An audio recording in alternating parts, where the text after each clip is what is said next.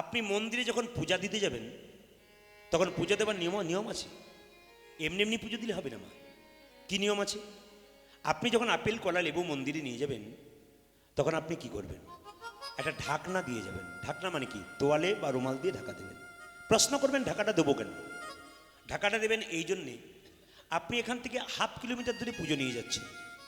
হতে পারে আকাশে কোনো পাখি তার প্রস্তাব বা বিষ্ঠা করে দিয়েছে, আপনার প্রসাদে পড়ে গেল, কিঞ্চিত আপনি জানতেই পারলেন না, আপনার মঙ্গলের বদলে অমঙ্গল হয়ে গেল। ওই জন্য একটা কি দিতে হয়? রুমাল বা তোয়ালে ঢাকনা দিতে হয়। এগুলো জেনে নিতে হয়। চৈতন্য চরিতামৃতের কথা এগুলো। চৈতন্য চরিতামৃতে বললে পরিষ্কার করে প্রত্যেকটা কথা খুব সুন্দরভাবে পাবেন আপনি।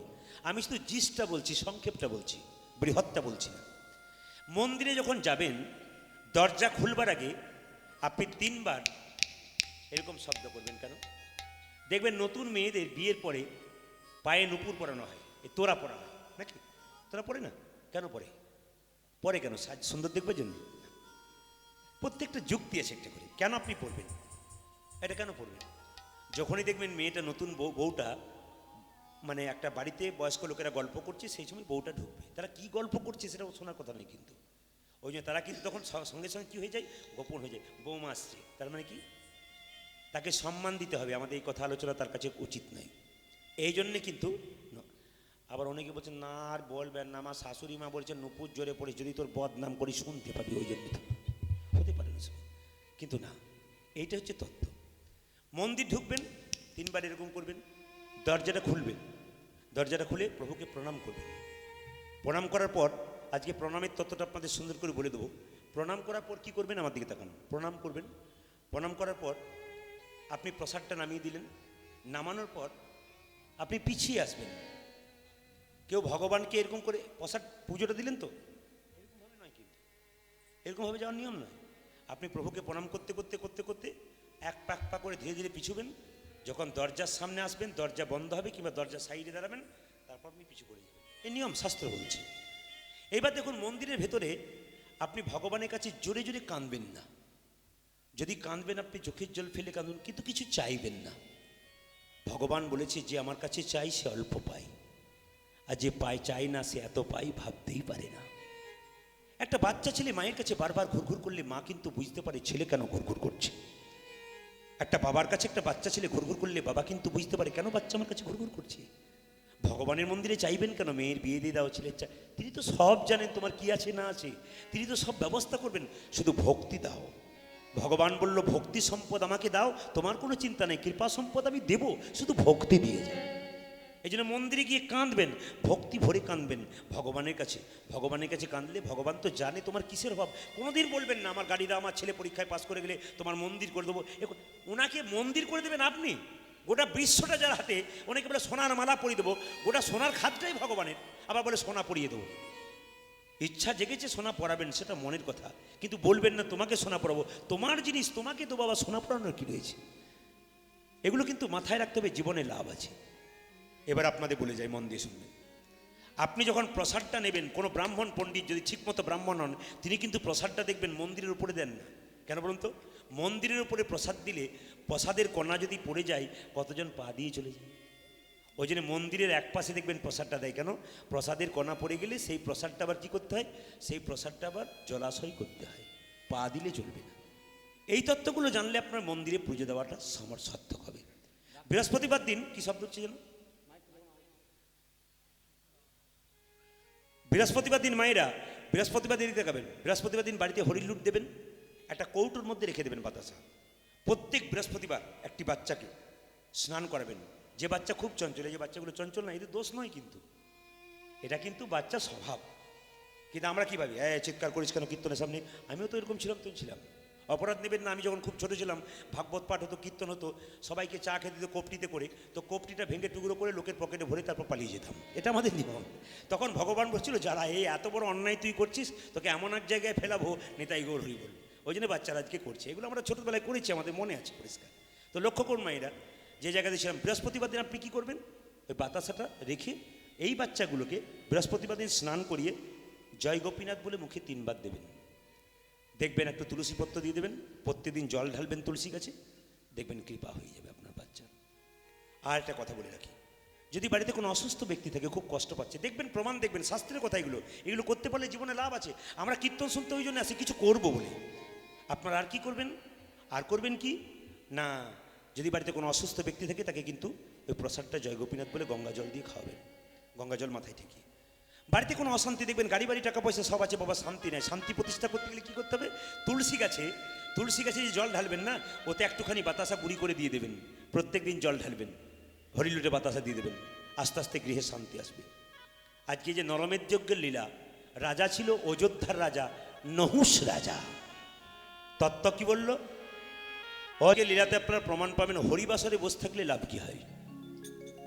আজকে যে আপনারা গ্যাঁট হয়ে বসে আছেন হরিবাসরে, আজকের হরিবাসরে আপনি জমা দিলেন নিজের দেহটাকে, আপনি ফল কি পাবেন? একদিন এমন বড় বিপদ আপনার সামনে আসবে, আপনি সেই বিপদ থেকে রক্ষা পাবেন, সেদিন আপনি ভাববেন কি জন্য পেয়ে গেলেন। হয়তো ভাবতে পারেন আজকের দিনটার জন্যই পেয়ে গেলেন। ব্যাংকে যেমন টাকা জমা দেওয়া হয়, এই দেহটাকে হরিনামের ব্যাংকে জমা দিতে হয়। আজ আপনারা এই দেহটাকে হরিনামের ব্যাংকে জমা দিতে এসছেন ধৈর্য ধরে। আজকে যে লীলাটি আস্বাদন হবে তার নাম হচ্ছে নরমের যজ্ঞ। যজ্ঞে আপনারা বেলপাতা দেন, ঘি দেন না? কিন্তু আজকে এমন একটা যজ্ঞ হবে যেখানে একটা বাচ্চা ছেলেকে যজ্ঞের মধ্যে ছড়িয়ে দেওয়া হবে। আপনারা লক্ষ্য করবেন এই জায়গাতে দারুণ তত্ত্ব আছে ব্যাপারটার মধ্যে। লীলাটি খুব ছোট, কিন্তু লীলাটার মধ্যে খুব গুরুত্বপূর্ণ তত্ত্ব আছে, সেগুলো জেনে যাবেন জীবনে। আজকে আপনাদের কাছে নিবেদন, নিজের সন্তানের মঙ্গলের জন্য, সন্তান যাতে কৃষ্ণ ভক্ত হয় তার জন্য আপনারা বসে বসে ভক্তি ভরে এই কীর্তনটা শুনবেন। এবং আস্তে আস্তে আস্তে শব্দ করুন, একবারে শব্দ করো না, কিন্তু একবারে কল্প করবে না। কেমন? আজকে আপনারা যে কীর্তন শুনবেন তার জন্য আপনাদেরকে বলে যাই, প্রত্যেক বৃহস্পতিবার একটা কাজ করবেন। রঘুনন্দন লীলাতে আপনারা শুনেছেন আমার, প্রত্যেক বৃহস্পতিবার বাড়িতে হরির লুট দেবেন। হরির লুট কেন দেবেন? দেখবেন আসরের মধ্যে অনেক সময়, আজকে আমি একটা জায়গাতে, ছোট্ট জায়গাতে পড়ছিলাম, খুব দামি কথা, মনে হচ্ছে কীর্তন চলছে তো আপনি মন দিয়ে কীর্তন শুনছেন, দেখবেন আসর থেকে সব বাতাসা ছুটতে শুরু করলো। মহান নয়, একবারে স্বাস্থ্যবিরুদ্ধ কাজ। এই জানে না কিচ্ছু বলে কাজটা করে। আপনার মনটা ঠিক গোবিন্দের চরণে পড়েছে, আর সেই সময় যদি বাতাসা ছোড়া হয়, আপনার শাড়িতে বাতাসা লাগতে পারে, সেই বাতাসা পায়ের মধ্যে গুঁড়ি হয়ে লেগে যেতে পারে, অপরাধের ভাগী হওয়া যায়। এই জন্য শাস্ত্র কি বলছে দেখুন। এক গ্লাস শরবত দে তো। মায়েরা যে না গ্লাসে শরবতটা হাতে দিয়েছে, ছেলে প্রশ্ন করলো, রাজামশাই এটা শরবত? রাজা বললো হ্যাঁ। এটা যদি শরবত তাহলে চিনি কই? মায়েরা শরবত করার পর চিনি দেখতে পান? জোরে বলুন হ্যাঁ না। ছেলে কেমন আজব ছেলে দেখুন, বলছে এটা যদি শরবত তাহলে চিনি কই? রাজা বললো এই জন্য তুই ভিখারি রইলে প্রফেসর হতে পারতিস। আরে জলের মধ্যে চিনি আছে, খালি চোখে দেখা যায় না, চুমুক দিলে বোঝা যায় যে চিনি আছে। ছেলে বললো রাজামশাই এই গ্লাসটার মধ্যে আপনার প্রশ্নের উত্তর আছে। বলে কেন? জলের মধ্যে চিনি আছে, তা খালি চোখে দেখা যায় না, চুমুক দিলে বোঝা যায়। বিশ্ব ব্রহ্মাণ্ডের মধ্যে ভগবান চিনির মতো মিশে আছে, যে ভক্ত ভক্তি চুমুক দেয় একমাত্র ভগবানকে। এই জন্যে আপনারা সবাই ভগবানকে দেখতে পাবেন। শুধু এই গানটা একবার করে নিন। মহাপ্রভুর বাণী তিনি বলেছেন, 10-5 সবে মিলে দাঁড়েতে বসিয়া কীর্তন করহ সবে হাতে তালি দিয়া। ভগবানের নাম 3 বার করবেন। কখন কখন? ব্রহ্মমুহূর্ত 3 বার, 3 বার ত্রিসন্ধ্যা যাকে বলা হয়। 3টে সন্ধ্যা জীবনে হয়, প্রত্যেক দিন 3টে সন্ধ্যা হয়। বলবেন, আপনারা বলবেন এইটা তো সন্ধে এখন হয়েছে, আর সন্ধে কখন? 3টে সন্ধে কখন কখন জানেন? সূর্য ওঠার 1 ঘন্টা আগে ব্রহ্মমুহূর্ত, ওটা একটা সন্ধে। একটা সন্ধে কোনটা?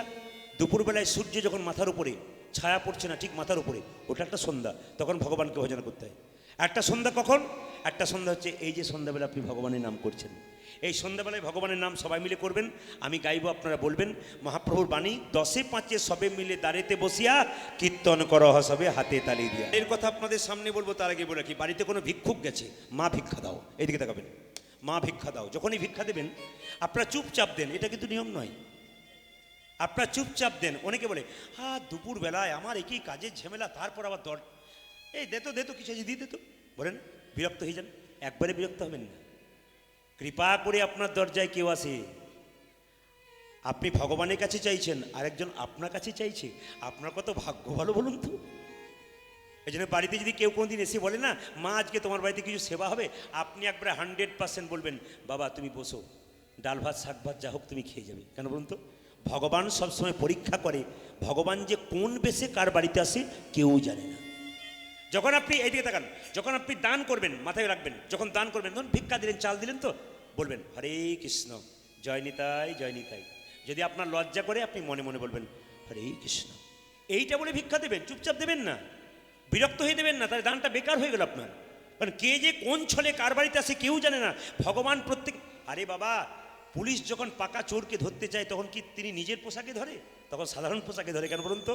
আরে বাবা, যেন চোর চিনতে না পারে, ওই জন্য ভগবান ধরে। কেমন ধরে? একটা ছোট্ট প্রমাণ দিয়ে দিই আপনাদেরকে। একজন একজন কি যেন ভদ্রলোক, উনি, হ্যাঁ, শেঠজি। একজন শেঠজি কি করছে দেখুন, প্রত্যেক দিন রাত, বাবা এইদিকে এইদিকে এইদিকে এইদিকে বাবা এইদিকে, হ্যাঁ, তাহলে দাদুর কাছে গিয়ে বসো, যাও। এইদিকে তাকান মায়েরা, কি বললাম? একজন শেঠজি প্রত্যেক দিন বলতো, এদিকে, হে গোবিন্দ দেখা দাও, দেখা দাও, দেখা দাও, দেখা দাও, দেখা দাও, দেখা দাও। ভগবান বলল, ওরে তুই যখন আমায় এমন করে ডাকছিস তখন যাব। বলে কবে যাবে? বলে কালকে সকালে যাব। শেঠজি কি করেছে মা?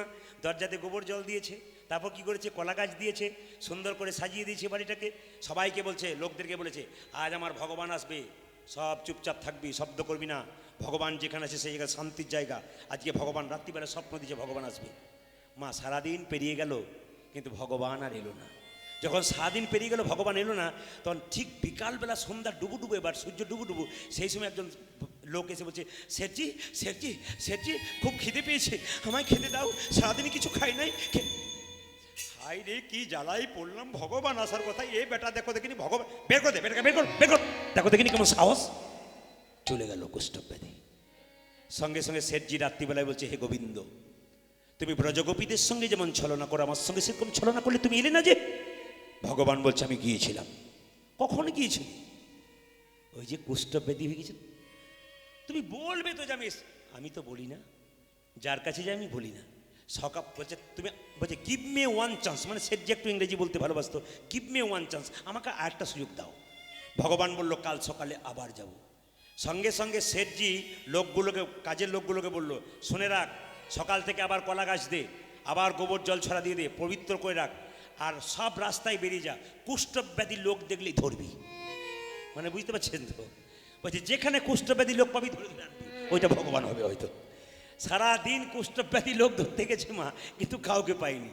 হঠাৎ সন্ধ্যাবেলাতে কি হয়েছে দেখুন, সারাদিন চলে গেল, আজও এলো না। একটা ছেলে এক বস্তা বইকে কাঁদে নিয়ে বলছে, শেঠজি কি ভারী, নামিয়ে দাও, নামিয়ে দাও, আরে আজকে ভগবান আসার কথা ছিল, এ বেটা আবার বই আমাকে নামাতে বলছে, আমারই কি মনে, একে আছিস, বের করে দেবে, পালিয়ে গেল। রাত্রিবেলা আবার জিজ্ঞেস করছে, প্রভু তুমি এলে না? গেছিলাম তো। কোথায় গেছিলে? তোমার খুব ভাগ্য ভালো, কিন্তু ভাগ্যটা খারাপ করে ফেললে শেঠজি। বলে কেন? এক বস্তা শ্রীমদ্ ভাগবত গীতা নিয়ে গিয়েছিলাম, তোমাকে দেবো বলে, কিন্তু তুমি নিতে পারলে না। হে গোবিন্দ, তোমাকে তো আমি ওই রকম আশা করি নাই। বলছো, গো শেঠজি, আমি যার কাছে যাই আমার পায়ে নুপুর থাকে না। ভক্তকে যখন পরীক্ষা করতে যাই মাথায় চূড়া থাকে না, হাতে বাঁশি থাকে না। আমি যখন পাকা ভক্ত ধরতে যাই তখন সাধারণ বেশেই ধরতে যাই। এই জন্য আপনাদেরকে বলে রাখি, যে যেখানে কীর্তন শুনছেন গীতাকে সঙ্গে রাখি। মেয়েদের পেটে বাচ্চা থাকবে, মেয়েদের পেটে বাচ্চা থাকবে বাড়িতে, এক কাজ করবেন, একবারে কৃষ্ণ ভক্ত সন্তান জন্ম নেবে। আজকে বলুন তো, আজকে কেন ঈশ্বরচন্দ্র বিদ্যাসাগরের মতো সন্তান জন্ম নিচ্ছে না? আজকে কেন বিবেকানন্দের মতো ছেলে জন্ম নিচ্ছে না? আজকে কেন রবীন্দ্রনাথের মতো ছেলে জন্ম নিচ্ছে না? অনুকূল ঠাকুরজি বলছেন, উড়োজাহাজ সব জায়গায় নামে না। কোন জায়গায় নামে? যেখানে প্ল্যাটফর্ম থাকে সেইখানে নামে। মায়েদের প্ল্যাটফর্মটা ঠিক নাই বলে মহাপুরুষের আত্মা ঘুরে বেড়াচ্ছে, কিন্তু আসছে। তাহলে প্ল্যাটফর্মটা ভালো করতে গেলে কি করতে হবে? এদিকে মেয়েদের পেটে বাচ্চা থাকলে প্রত্যেকটা মেয়েকে এইটার দিকে তাকান, দোকান থেকে কিনবেন যৎকিঞ্চিৎ সামান্য পয়সা দিয়ে। যদি আপনাদের কাছে কারো খুব জরুরি দরকার থাকে, হয়তো 5 থেকে 6টা আমার কাছে আছে, যদি কারো খুব জরুরি থাকে তাই আজকে সন্ধ্যাবেলা থেকে রাত্রিবেলায় কীর্তন শুনে আপনারা নিয়ে যেতে পারেন। 5 থেকে 6টা, সবাই গেলে পাবেন না এই গীতা। তাই দোকানে অর্ডার করলেও পেয়ে যাবেন। বাচ্চা ছেলে স্কুলে যাচ্ছে, ব্যাগের ভেতরে গীতা ভরে দিন। আপনার স্বামী বাইরে যাচ্ছে, চিন্তা করছেন অনেক দূর যাবে, 10 দিন পর ফিরবে, কী হবে, কোনো চিন্তা নেই আপনার, একবার 100% গ্যারান্টি দিচ্ছে কে? শ্রীমদ্ ভাগবত গীতা। যদি গীতাটাকে সঙ্গে রাখতে পারেন। অনেকে বলবেন কি জানি প্রস্রাব যাবে, হোটেলে খাবে, অসুবিধা হবে, অনেকে প্রশ্ন করে আমাদের কাছে, সেটা বলে দিই। আপনি এক কাজ করবেন, একটা পলিথিনের ভেতরে সুন্দর করে বেঁধে ব্যাগের ভেতরে রেখে দেবেন, ব্যাগটা নামিয়ে তারপর যাবে। এবার গীতার গঙ্গা দুটোই সমান কেন বলুন তো? গীতার গঙ্গা সমান কেন?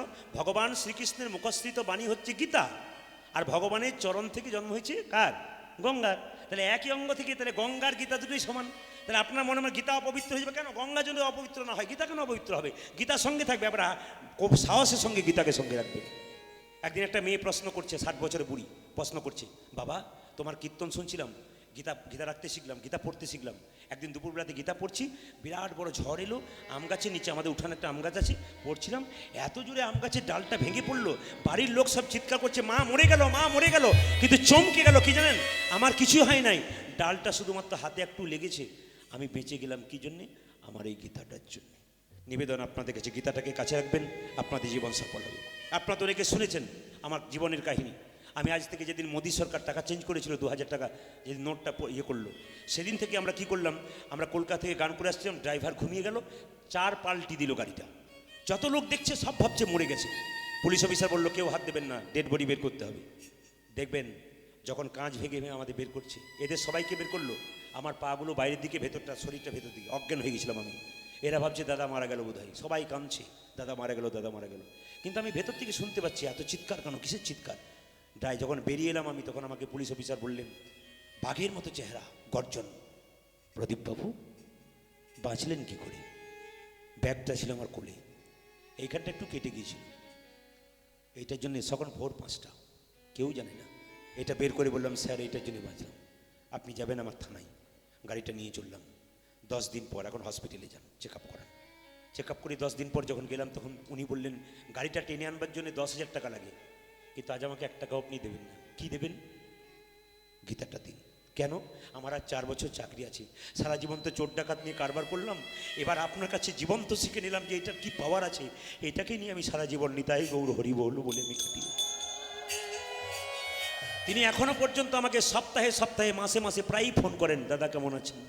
নিবেদন আপনাদের সামনে, এইটার কি পাওয়ার আছে গীতাটা। তাই আপনাদের সামনে কথা রইল, গীতা আপনারা রাখবেন, তত্ত্বের দ্বারে বোঝাবো। যখনই নারদ মুনি এলেন কোথায়, মর্তধামে, তিনি দেখলেন নহুষ রাজা এত সুন্দর দান করছে। আরে বাবা, দান করছে, আবার হাসি মুখে দান করছে, আবার ব্রাহ্মণ বৈষ্ণবকে অগ্রাধিকার দিচ্ছে। মনে মনে ভাবলে এমন দানই তো আর দেখি নাই। তিনি কি করলেন, সোজা ছুটলেন গোলক বৈকুণ্ঠ ধামে নারদমুনি ভগবানকে খবরটা দেওয়ার জন্য, যে প্রভু একজন দারুণ দানি দেখলাম, তার নাম নহুষ রাজা। নারদমুনি কি করলো, বিনা বাজাতে বাজাতে চললো ভগবানকে খবরটা দেওয়ার জন্য। সংসারে বাস করতে গেলে প্রথমে বৈষ্ণবকে সম্মান দিতে হবে, এই দিতে পারবেন। কোনো ব্রাহ্মণ মণ্ডলী এখানে থাকলে অপরাধ নেবেন না। এখানে তত্ত্ব বলছে বৈষ্ণব, বৈষ্ণব বড় না ব্রাহ্মণ বড়, জোরে বলবেন আপনারা। অনেকে ফুসফাস করে বলছেন, জোরে বলতে পারছেন না। যদি পাশে আমার ব্রাহ্মণ থাকে, লজ্জার কোনো ব্যাপার নাই, এদিকে তাকাবেন। বৈষ্ণব বড়, বলে বৈষ্ণব কেন বড় আমি একটু বুঝিয়ে দিই আপনাদেরকে। একজন বৈষ্ণব, একজন ব্রাহ্মণ বসে আছে, আপনি দুজনকে প্রণাম করুন। ব্রাহ্মণ আপনার প্রণাম নেবে কিন্তু প্রণাম করবে না। আপনি বৈষ্ণবকে যখনই প্রণাম করবেন, ঠিক আছে, জয়নিতাই জয়নিতাই জয়নিতাই, তার মানে কি তিনিও আপনাকে, বৈষ্ণবকে প্রণাম করলে ঘুরে আবার তিনি প্রণাম করেন। সবাই বৈষ্ণব নয়, এদিকে তাকাবেন নয় না, সবাই বৈষ্ণব নয়। বৈষ্ণব কারা, ব্যাখ্যাটা জানতে হবে কারা বৈষ্ণব। সবাই যদি বৈষ্ণব হতে তবে তো সে উদ্ধার হয়ে যেত। বৈষ্ণব কারা? দোকান থেকে সাজ কিনতে পাওয়া যায়, সাজলে কি বৈষ্ণব হওয়া যায়? তিলক তো কিনতে পাওয়া যায়, মালা তো কিনতে পাওয়া যায়, সাদা মার্কিন তো কিনতে পাওয়া যায়, লাল বস্ত্র তো কিনতে পাওয়া যায়, তাহলে কি বৈষ্ণব হওয়া যায়? কালকেই বলেছি, ভেতরটাকে যিনি সাজাতে পেরেছেন তিনি বৈষ্ণব হয়েছেন। রামকৃষ্ণ পরমহংসদেবের বাণী, ভেতরকে সাজাও তবে তুমি বৈষ্ণব হবে, সংসারে থেকে তুমি বৈষ্ণব হতে পারবে। এই জন্য আপনাদেরকে বলে, বৈষ্ণব কাকে বলে? ত্রিনাদপি শনিচন। বৈষ্ণবের কোনো রাগ থাকবে না। যিনি প্রকৃত বৈষ্ণব হবে, একবার টেস্ট করে দেখবেন, একটা খারাপ কথা বলবেন, দেখবেন উনি রাগ করবেন না, হরে কৃষ্ণ বলে চলে যাবে। আপনারা সবাই লক্ষ্য করবেন, মায়াপুর একবার আমরা গিয়েছিলাম, সেখানে দেখতে পেলাম ইংল্যান্ড থেকে ছোটো ছোটো বাচ্চাগুলো তুলসীর মালা নিয়েছে, তারপর ওই তিলক নিয়েছে, রাস্তা দিয়ে ঘুরছে, হরে কৃষ্ণ নাম করতে করতে দৌড়ে দৌড়ে বেড়াচ্ছে। এরকম বাচ্চা তো দৌড়ে বেড়াচ্ছে। তো আমাদের একটা ছেলে কী করলো, গালটা এমনি টিপে দিল, লাল গাল তো টিপে দিল, তো বলে হরে কৃষ্ণ। অবাক ব্যাপার, আমাদের ছেলে বলছে দেখবে এখনই, বলতো না, কিন্তু ওইটুকু বাচ্চা বলছে যে না গালটা টিপে দিল, হরে কৃষ্ণ। এটাই তো বৈষ্ণবের লক্ষণ। ত্রিনাদপি শুনিচন, তার মানে কি? এদিকে দেখবেন, ত্রিনাদপি শুনিচন মানে ঘাসের চেয়েও নিচ। ঘাসের উপরে পা দেবেন, ঘাস মাথায় নিচু করবে, পা সরিয়ে দিন আবার উঁচু করবে। কিন্তু বৈষ্ণবকে হাজার কথা বলবেন, বৈষ্ণব ওই যে মাথা নিচু করে দেবে, আর উঁচু করবে না। আর বৈষ্ণব কাকে বলে? তররিব সহিষ্ণু না। এই গাছটাকে আপনি কাটবেন, যতক্ষণ না মাটিতে পড়বে আপনাকে ছায়াদান করবে, আপনাকে ফলদান করবে, যতক্ষণ না মাটিতে পড়বে। বৈষ্ণবকে হাজার আঘাত করুন, যতক্ষণ না সে নিচে পতিত না হবে ততক্ষণ আপনাকে নাম দিয়েই চলে যাবে। আর তররিব সহিষ্ণু অমানিন মানদেন, তার মানে কি? বহরমপুরে গোড়াবাজারের রাস্তা দিয়ে চলে যান, একজন কুষ্ঠব্যাধি লোক ছটপট ছটপট করছে রাস্তাতে, পুঁজ রক্ত শরীরে। আপনি দেখবেন, আমি দেখব, নাকে কাপড় চাপা দিয়ে চলে যাব। কিন্তু যিনি পরম বৈষ্ণব হবে তিনি বলবেন, আরে এই জগতের কোনো ডাক্তার তোকে ভালো করতে পারে নাই, আয় আয় আমার কাছে আয়, আমার সঙ্গে কোলে কোল দিয়ে একবার নিতাই গৌর হরি বল বল। এতে কি হবে জানিস? তোর দেহ রোগ তো দূর হবে, তার সঙ্গে তোর ভবরোগ পর্যন্ত দূর হয়ে যাবে। ইনি বৈষ্ণব।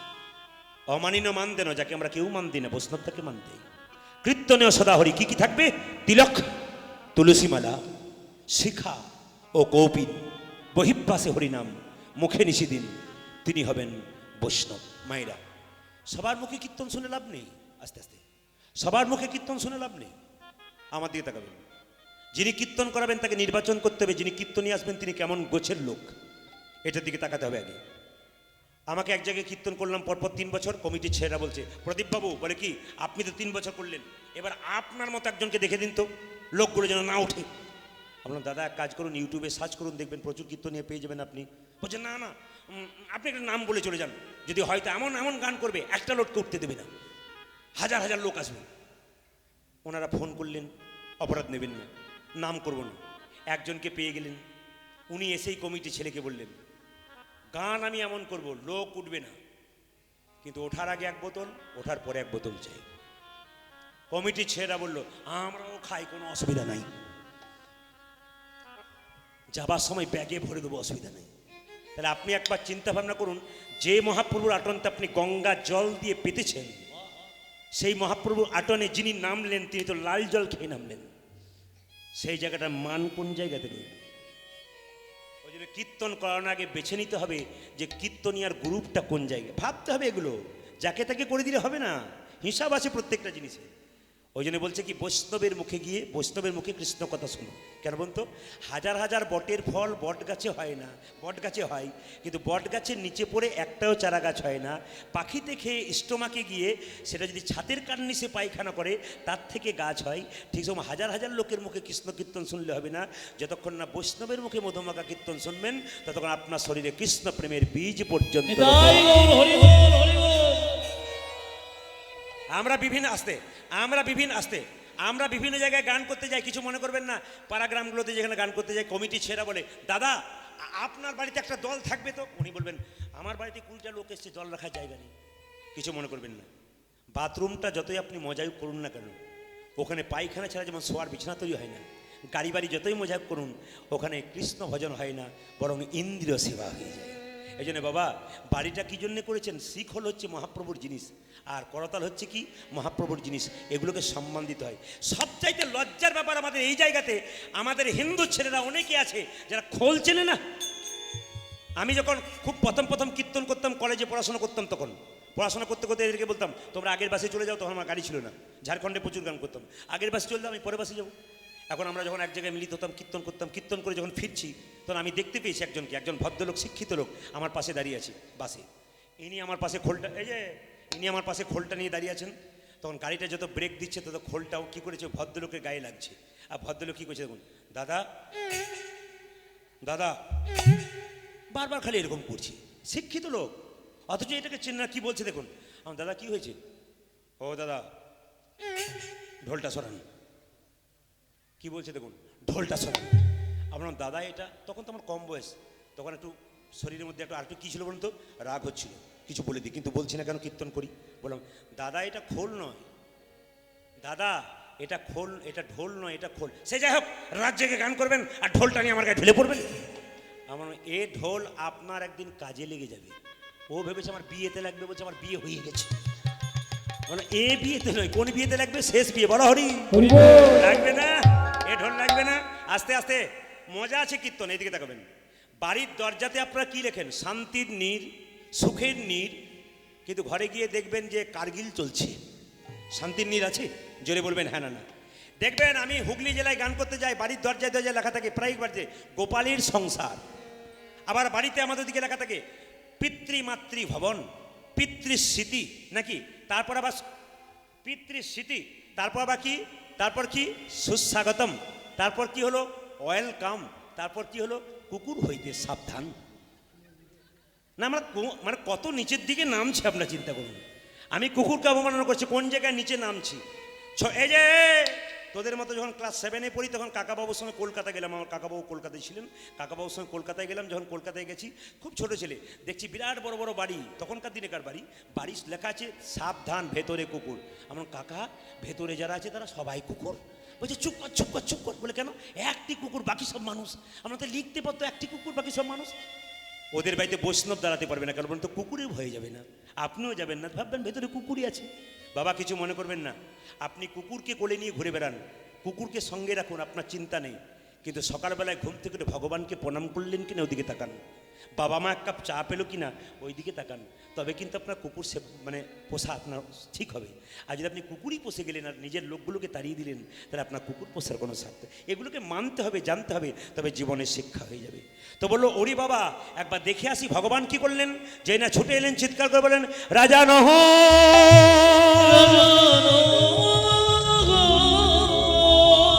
আপনারা উত্তর দেবেন, লীলাটি নতুন অনেকে শোনা নেই, উত্তর দেবেন। ভগবান এলো কোন বেশ ধারণ করে? বালক বৈষ্ণব ব্রাহ্মণের বেশ। কোন রাজার কাছে? নহুষ রাজার কাছে। কেন এলো? পরীক্ষা করার জন্যে। দেখতে পেল নহুষ রাজা দান করছে হাসি মুখে, আর প্রচুর লোক লাইন দিয়ে দাঁড়িয়ে আছে, মনে মনে ভাবছে দাঁড়াও তোমাকে পরীক্ষা করব।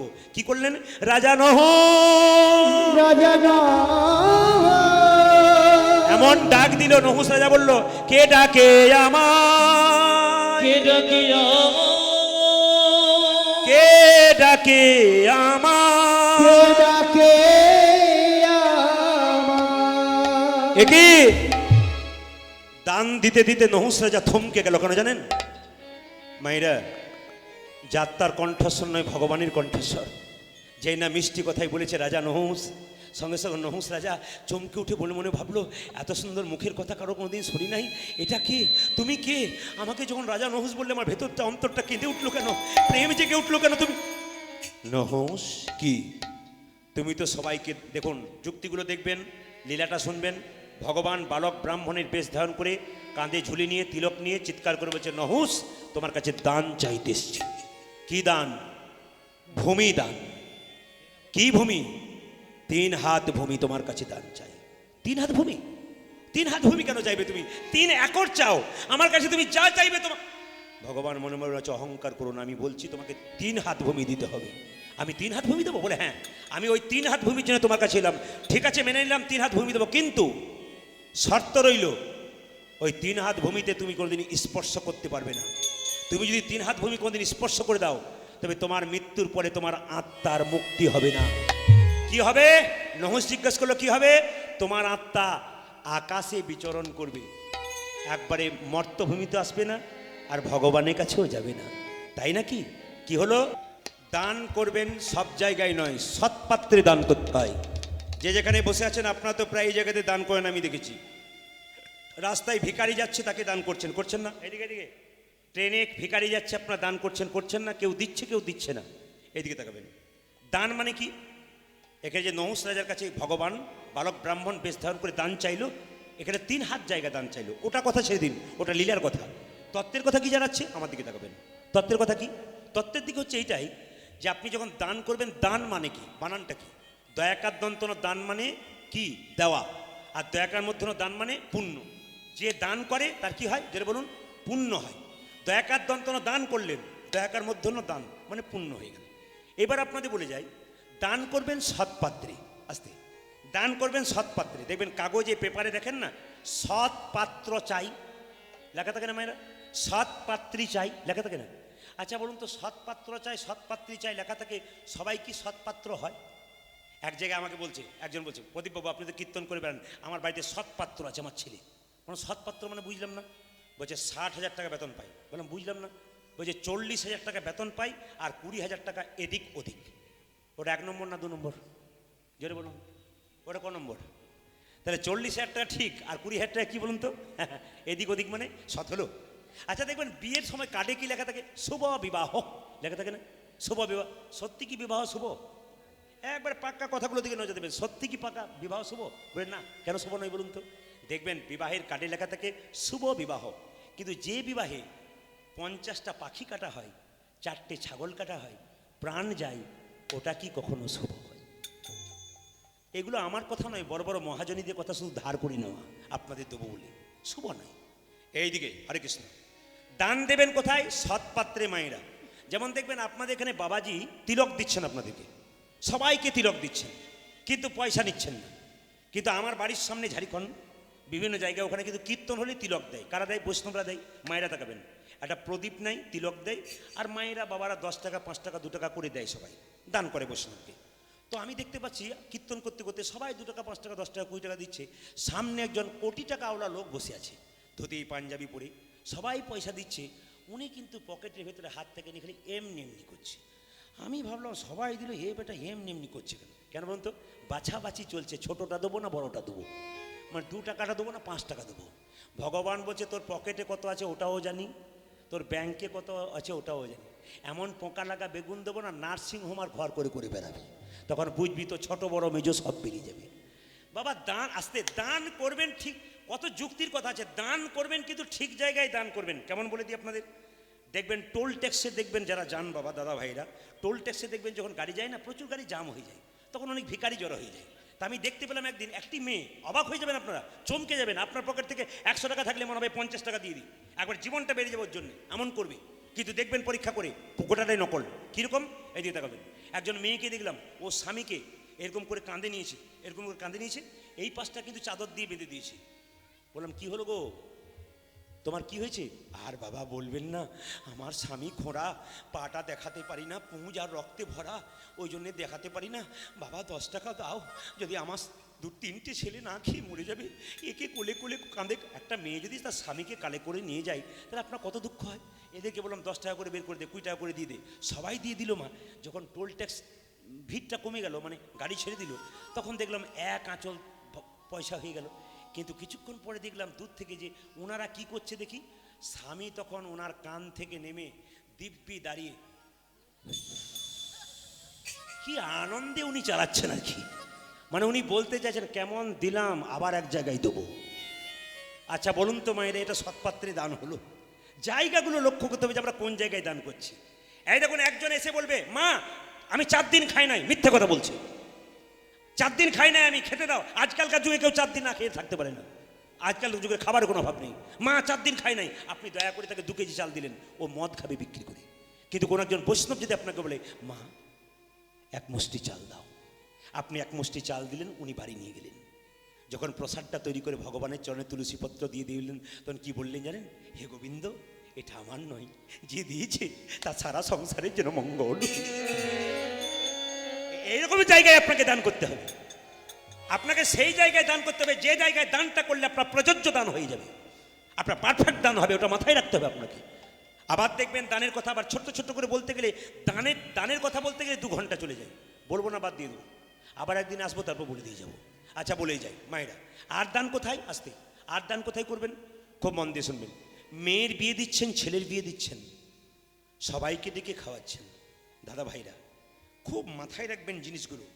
আজকে মেয়ের বিয়ে দেওয়ার পর ডিভোর্স হচ্ছে, আগেকার যুগে মেয়েদের এত ডিভোর্স হতো না। আজকাল যুগের মেয়ের বিয়ে হচ্ছে, ছেলের বিয়ে হচ্ছে, সবসময় সম্পর্ক ভালো রয়েছে না। কেন রয়েছে না? আপনারা ভুল করছেন। শাস্ত্র বলছে প্রত্যেকটি পদক্ষেপে চলার পথে আপনারা ভুল করছেন। কেন? পাশ্চাত্যকে নকল করতে গিয়ে জীবনটাকে নোংরার দিকে টেনে দিচ্ছেন। বলে কীরকম? ছেলের বিয়ে দেবেন, মেয়ের বিয়ে দেবেন, 1000 লোককে নিমন্ত্রণ করে খাওয়াবেন, কিন্তু ওর ফাঁকে যেন মনে থাকে সবাইকে নিমন্ত্রণ করে খাওয়াবো, যাদেরকে নিমন্ত্রণ করছি তারা তো 4 চাকা গাড়িতে এসে খাবে, বসে খেয়ে চলে যাবে, ওরা ভগবানকে দিয়ে কোনোদিন খায় না। এমন একজনকে খাওয়াবো যে ভগবানকে দিয়ে তারপর খাই। একে খাওয়াতে হবে কেন বলুন তো? বৈষ্ণবকে খাওয়াতে হবে। আপনি 2000 লোক নিমন্ত্রণ করলেন, লোককে দেখালেন, দেখ আমরা কত ক্ষমতা, 2000 লোক খাওয়ালাম, কিন্তু যারা খেলো তারা কি করলো? ভগবানকে দিয়ে খেয়েছে। ভগবানকে দিয়ে যারা খায় না তারা খেয়ে চলে গেল, তাদের খাওয়াতে কী লাভ হলো আপনার? তাদেরকে নিমন্ত্রণ করবেন না তা নয়, সবাইকে নিমন্ত্রণ করবেন, কিন্তু মাথায় রাখবেন তাকে নিমন্ত্রণ করবেন কাকে? যিনি ভগবানকে দিয়ে খায়। আপনি ওদেরও নিমন্ত্রণ করুন, আবার একদিন মেয়ের বিয়ে দিন আর ছেলের বিয়ে দিন 10 জন বৈষ্ণবকে ডেকে খাওয়ান। তফাৎটা দেখুন কীরকম। এও প্রেজেন্টেশন দেবে বৈষ্ণব, আর যে 4 চাকাতে এলো সেও প্রেজেন্টেশন দেবে। যে 4 চাকাতে খেয়ে গেল তাকে জিজ্ঞেস করবেন কেমন খাবার হলো। কেউ যদি জিজ্ঞেস করে, খাবারটা তো ভালো হলো, পোলাওটা ভালোই হয়েছিল, কিন্তু বাদামগুলো পোড়া পোড়া হয়ে গেছিল।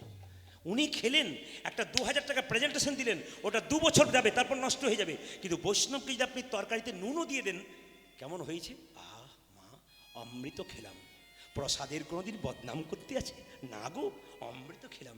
তবে আশীর্বাদ করে যাবেন না, আমি তো আশীর্বাদ আগেই করে দিয়েছি। বলে কি, তোমার মেয়ের স্মৃতির সিঁদুর যেন দীর্ঘায়ু হয়ে যায় মা। উনি যে প্রেজেন্টেশন দিলেন ওটা 2 বছর থাকবে, তারপর শেষ হয়ে যাবে। আর বৈষ্ণব যে প্রেজেন্টেশন দিল ওটা সারা জীবন ধরে তোমার। আগে এই জায়গাগুলোকে ধরতে হবে। কীর্তন শুনে কোনো লাভ নাই, সংসারে থেকে কোনো লাভ নাই যদি এই জায়গাগুলো ঠিক না করতে পারি আমরা। আগে এই জায়গাগুলো ঠিক করতে হবে। দান দিলে কি হয় এটা আগে জেনে নিতে হবে মাই। তাই সবাই মিলে লক্ষ্য করুন, যে যেখানে বসে আছেন, নহুষ রাজাকে বললো তোমাকে দান দিতে হবে 3 হাত ভূমি। যখন আচ্ছা বাবা, দানের কথা যখন এলো তখন বলে রাখি, আপনারা সবাই মিলে একটু এই ভজনটা গাইবেন। আর তার ফাঁকে কিন্তু আমার দাদা ভাইরা একবার যাবে আপনাদের সামনে আজকে দানের কথা করতে। হরে কৃষ্ণ, হরে কৃষ্ণ, হরে কৃষ্ণ। খুব কষ্ট করে এসছেন উনি। বেশ বেশ, হরে কৃষ্ণ। ঠিক আছে, ওনার হাতে পায়ে প্রচন্ড যন্ত্রণা, খুব কষ্ট করে। না,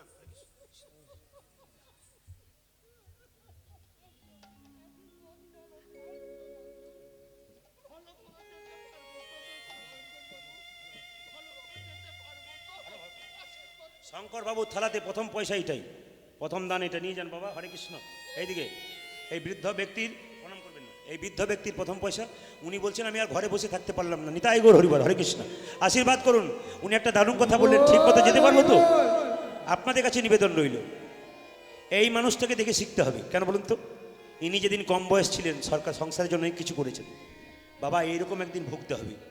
শরীর যখন বার্ধক্য যন্ত্রণা হয় না বা বয়স হয়ে যায় না, সবার জীবন এরকম আসবে। সেই দিন যদি এরকম আসতে হয় তবে জীবনে শক্তি থাকতে ভগবানের নাম করুন, ওনাকে আশীর্বাদ করুন, ভগবানকে প্রার্থনা করুন ওনার দেহ যেন সুন্দরভাবে নিতাই গৌর হরিবল বলি ভগবানের।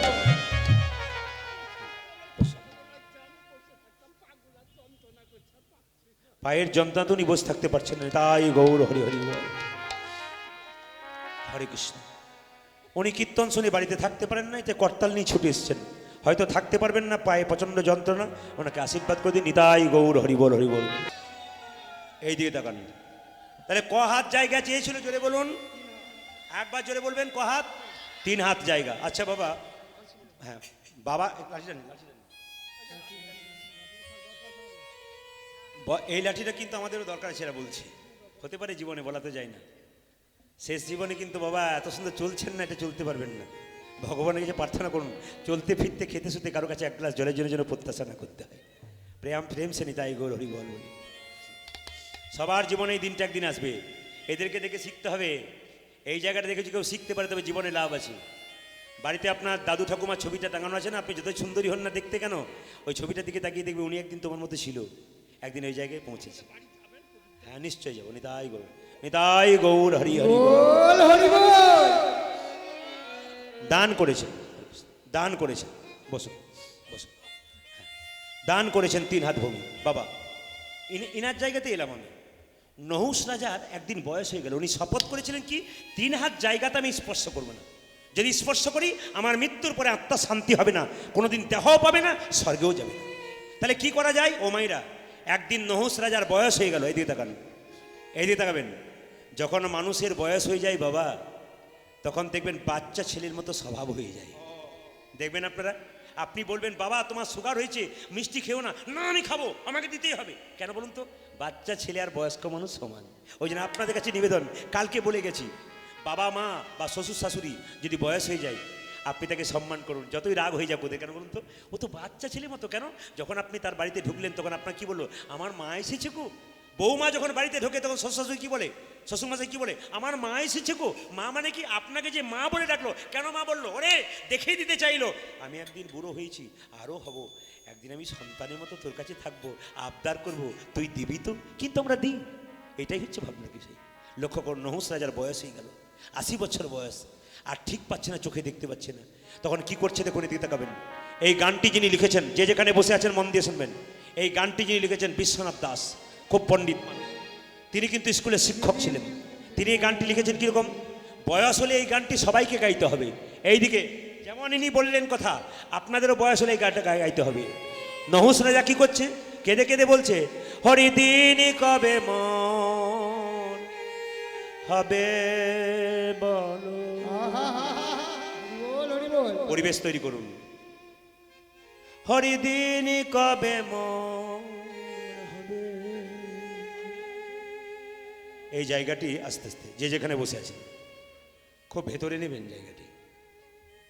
যখন দেখবেন আপনার শরীরে আর চলৎ শক্তি থাকবে না, চোখে দেখতে পারবেন না, কানে শুনতে পারবেন না, বাড়ির লোক আপনাকে যা তা কথা বলবে, তখন আপনি নিজের ধিক্কারে বলবেন, নহুষ রাজা ধিক্কারে বলছে, হরিদিন কবে মোর হবে বলো, হরিদিন কবে মোর হবে।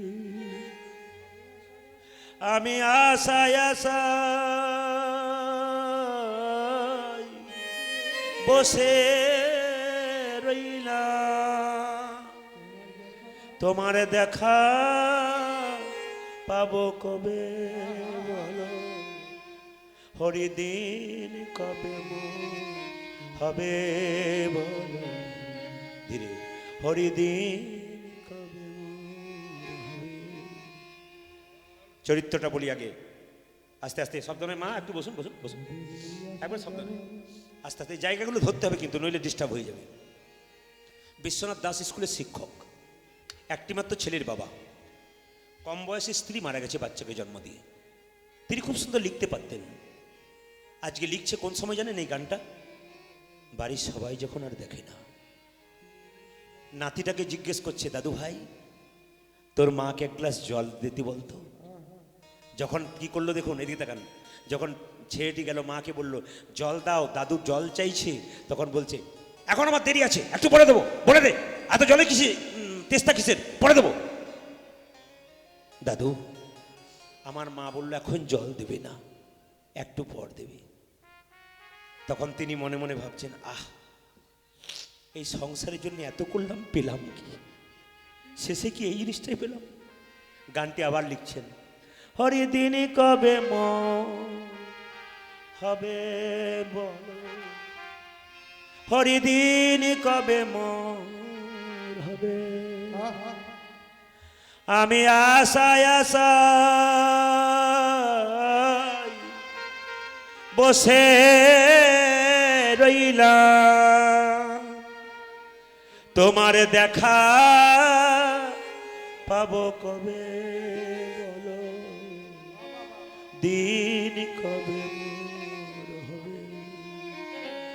এইদিকে একটি মাত্র ছেলে কাজ থেকে ফিরে এলো, বার্ধক্য যন্ত্রণা যখন বেড়ে যায়, বাবা এদিকে তাকান, কষ্ট হয় শরীরে, তখন ছেলের উপর ভরসা করে। খোকাকে হেমোপ্যাথি ওষুধ আনতে বলেছিল, সঙ্গে সঙ্গে ছেলেকে বলছে খোকা এদিকে তাকান। এই লাইনটা লেখার পর ছেলেরও ফিরে জিজ্ঞেস করছে, খোকা ওষুধটা এনেছিস? সঙ্গে সঙ্গে বলছে, এত ওষুধ কেন কারো, ভগবানকে ডাকতে পারো না? এবার চলে গেলে বাঁচো, কত ওষুধ দেবো তোমাকে, অত কি মনে থাকে কাজে ফাঁকে? বাহ, এটাই কি পুরস্কার? তারপর লাইনটা দিচ্ছে, আসা যাওয়া ভবের মাঝে প্রভু তোমায় ডাকা হলো না, যা চাইব বলে ভেবেছিলাম চাওয়া হলো না, ওরে দিন কবে মোর হবে বলো, দিন কবে মোর হবে। এই কথাটা আমাদেরও তাই, আশা আসা যাওয়া, আসা আর যাওয়া, মাঝখানটাতে অপরাধ নেবেন না। আমি বড় লোক, প্রচুর টাকা আছে, এই তুমি গরিব লোক, তোমার টাকা নেই। কখন এলাম? যখন খালি হাতে, যাব যখন খালি হাতে। এখানে এলাম, যা করলাম এখানে রাখলাম, যাবার সময় কিছু নিয়ে গেলাম না। আমি বড় লোক, তুমি গরিব লোক। কলকাতাতে প্রচুর গান করি। বিষ্ণুপুর যদি কেউ যান, জয়নগর বিষ্ণুপুর, জয়নগর বিষ্ণুপুরের রাস্তাতে একটা শ্মশান আছে, ওখানে আমরা দাঁড়িয়ে একদিন দোকানে চা খাচ্ছি, হঠাৎ দেখতে পেলাম কি জানেন মায়েরা, এদিকে তাকান, একজন মারা গেছে, এসি গাড়িতে তাকে তিলক চন্দন দিয়ে ফুলের মালা দিয়ে নিয়ে আসা হচ্ছে, ওই শ্মশান ঘাটে নামানো হলো। আরেকজনকে আনা হলো কি করে, একটা টলিতে খড়ের দড়ি আর ছেঁড়া তালাই দিয়ে বেঁধে আনা হলো। সেই ভিখারি লোকটা কোনোদিন ওই বড় লোকের ঘরে যেতে পারে নাই, বাবু বাবু বলে দরজায় গেছে, একবারও কথা বলে নাই।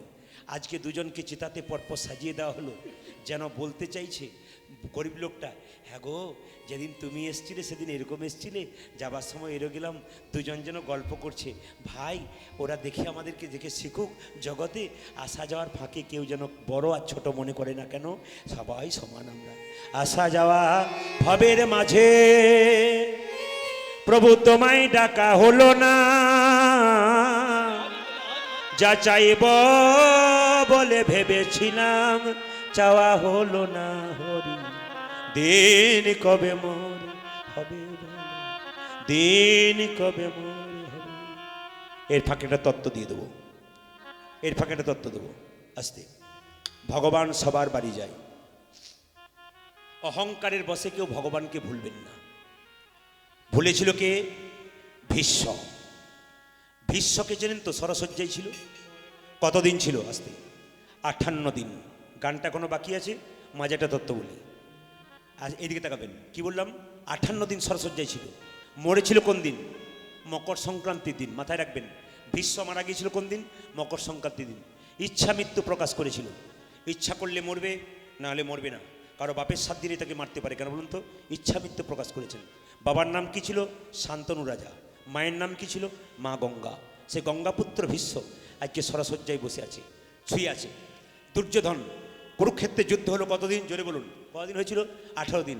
18 দিন যুদ্ধ হতে হতে এদিকে তাকাবেন, দুর্যোধনের সব ভাইগুলো এক এক করে মরে যাচ্ছে। দুর্যোধন চিৎকার করে ভীষ্মকে বলল, দাদু তোমার লজ্জা করে না? কি? ভাইগুলো সব কুরুক্ষেত্রে যুদ্ধে এক এক করে মরে যাচ্ছে, আর তুমি শুয়ে আছো, কিছু ব্যবস্থা করতে পারছো না? সঙ্গে সঙ্গে বলছে, আমার খাচ্ছ, আমার পড়ছে, আর কিছু ব্যবস্থা করছো না? মায়েরা সব কিছু ভালো লাগে ধীরে, কেউ যদি খাবার খোঁটা দেয় না তবে গায়ে লেগে যায়।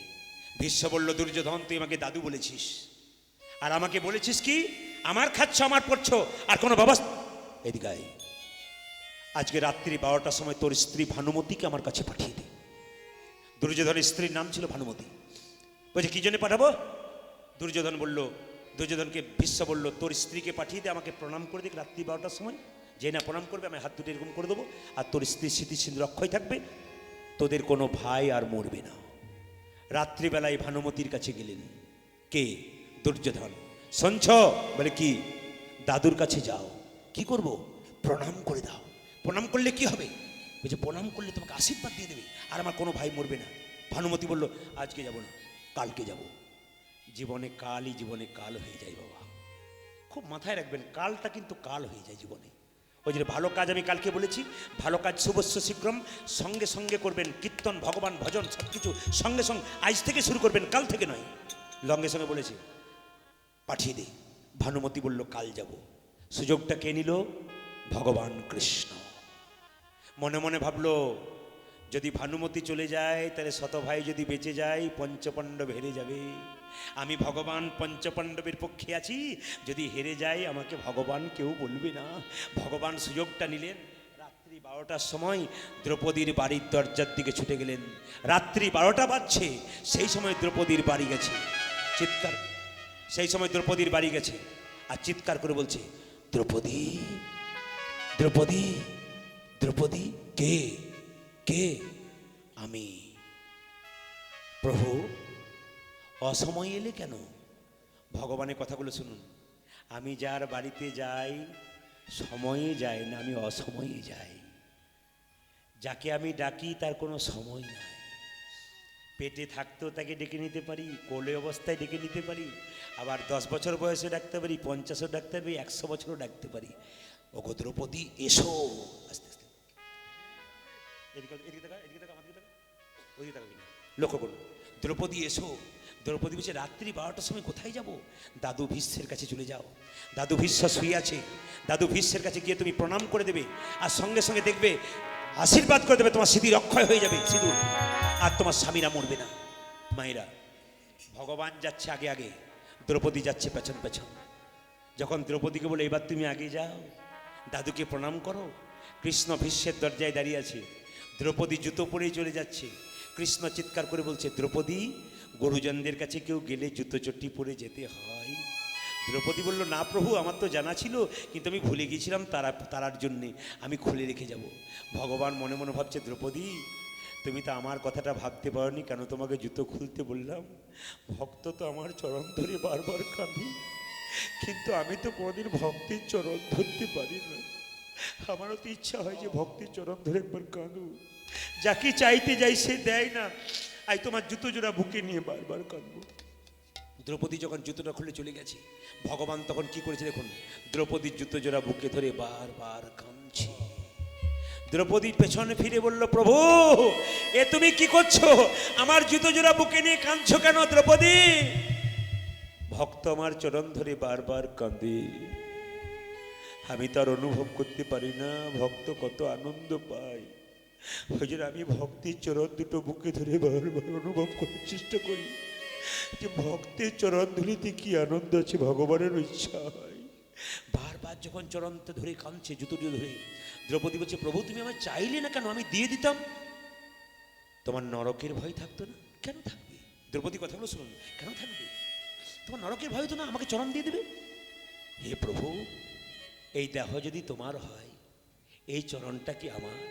এই দেহ যদি তোমার হয়, তবে চরণটাও তো তোমার, তোমার জিনিস তোমাকে দেব, তার জন্যে আবার ভয় কি?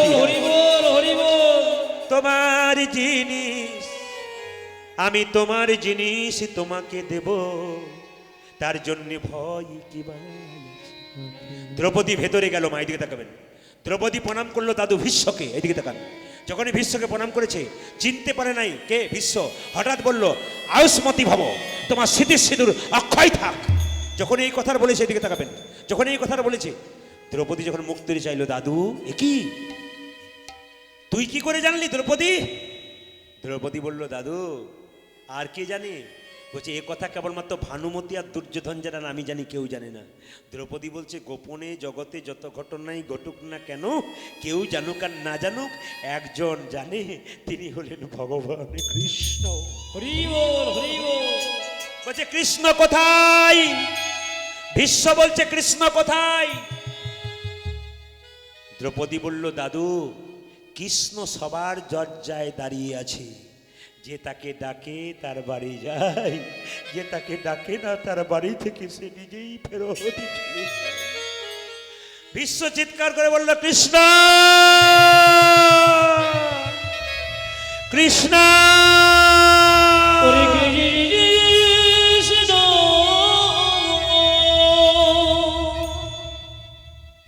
ভগবান ছুটে গেলেন, ভীষ্ম জায়গাটা লক্ষ্য করলেন, ভীষ্মের কাছে ছুটে গেলেন।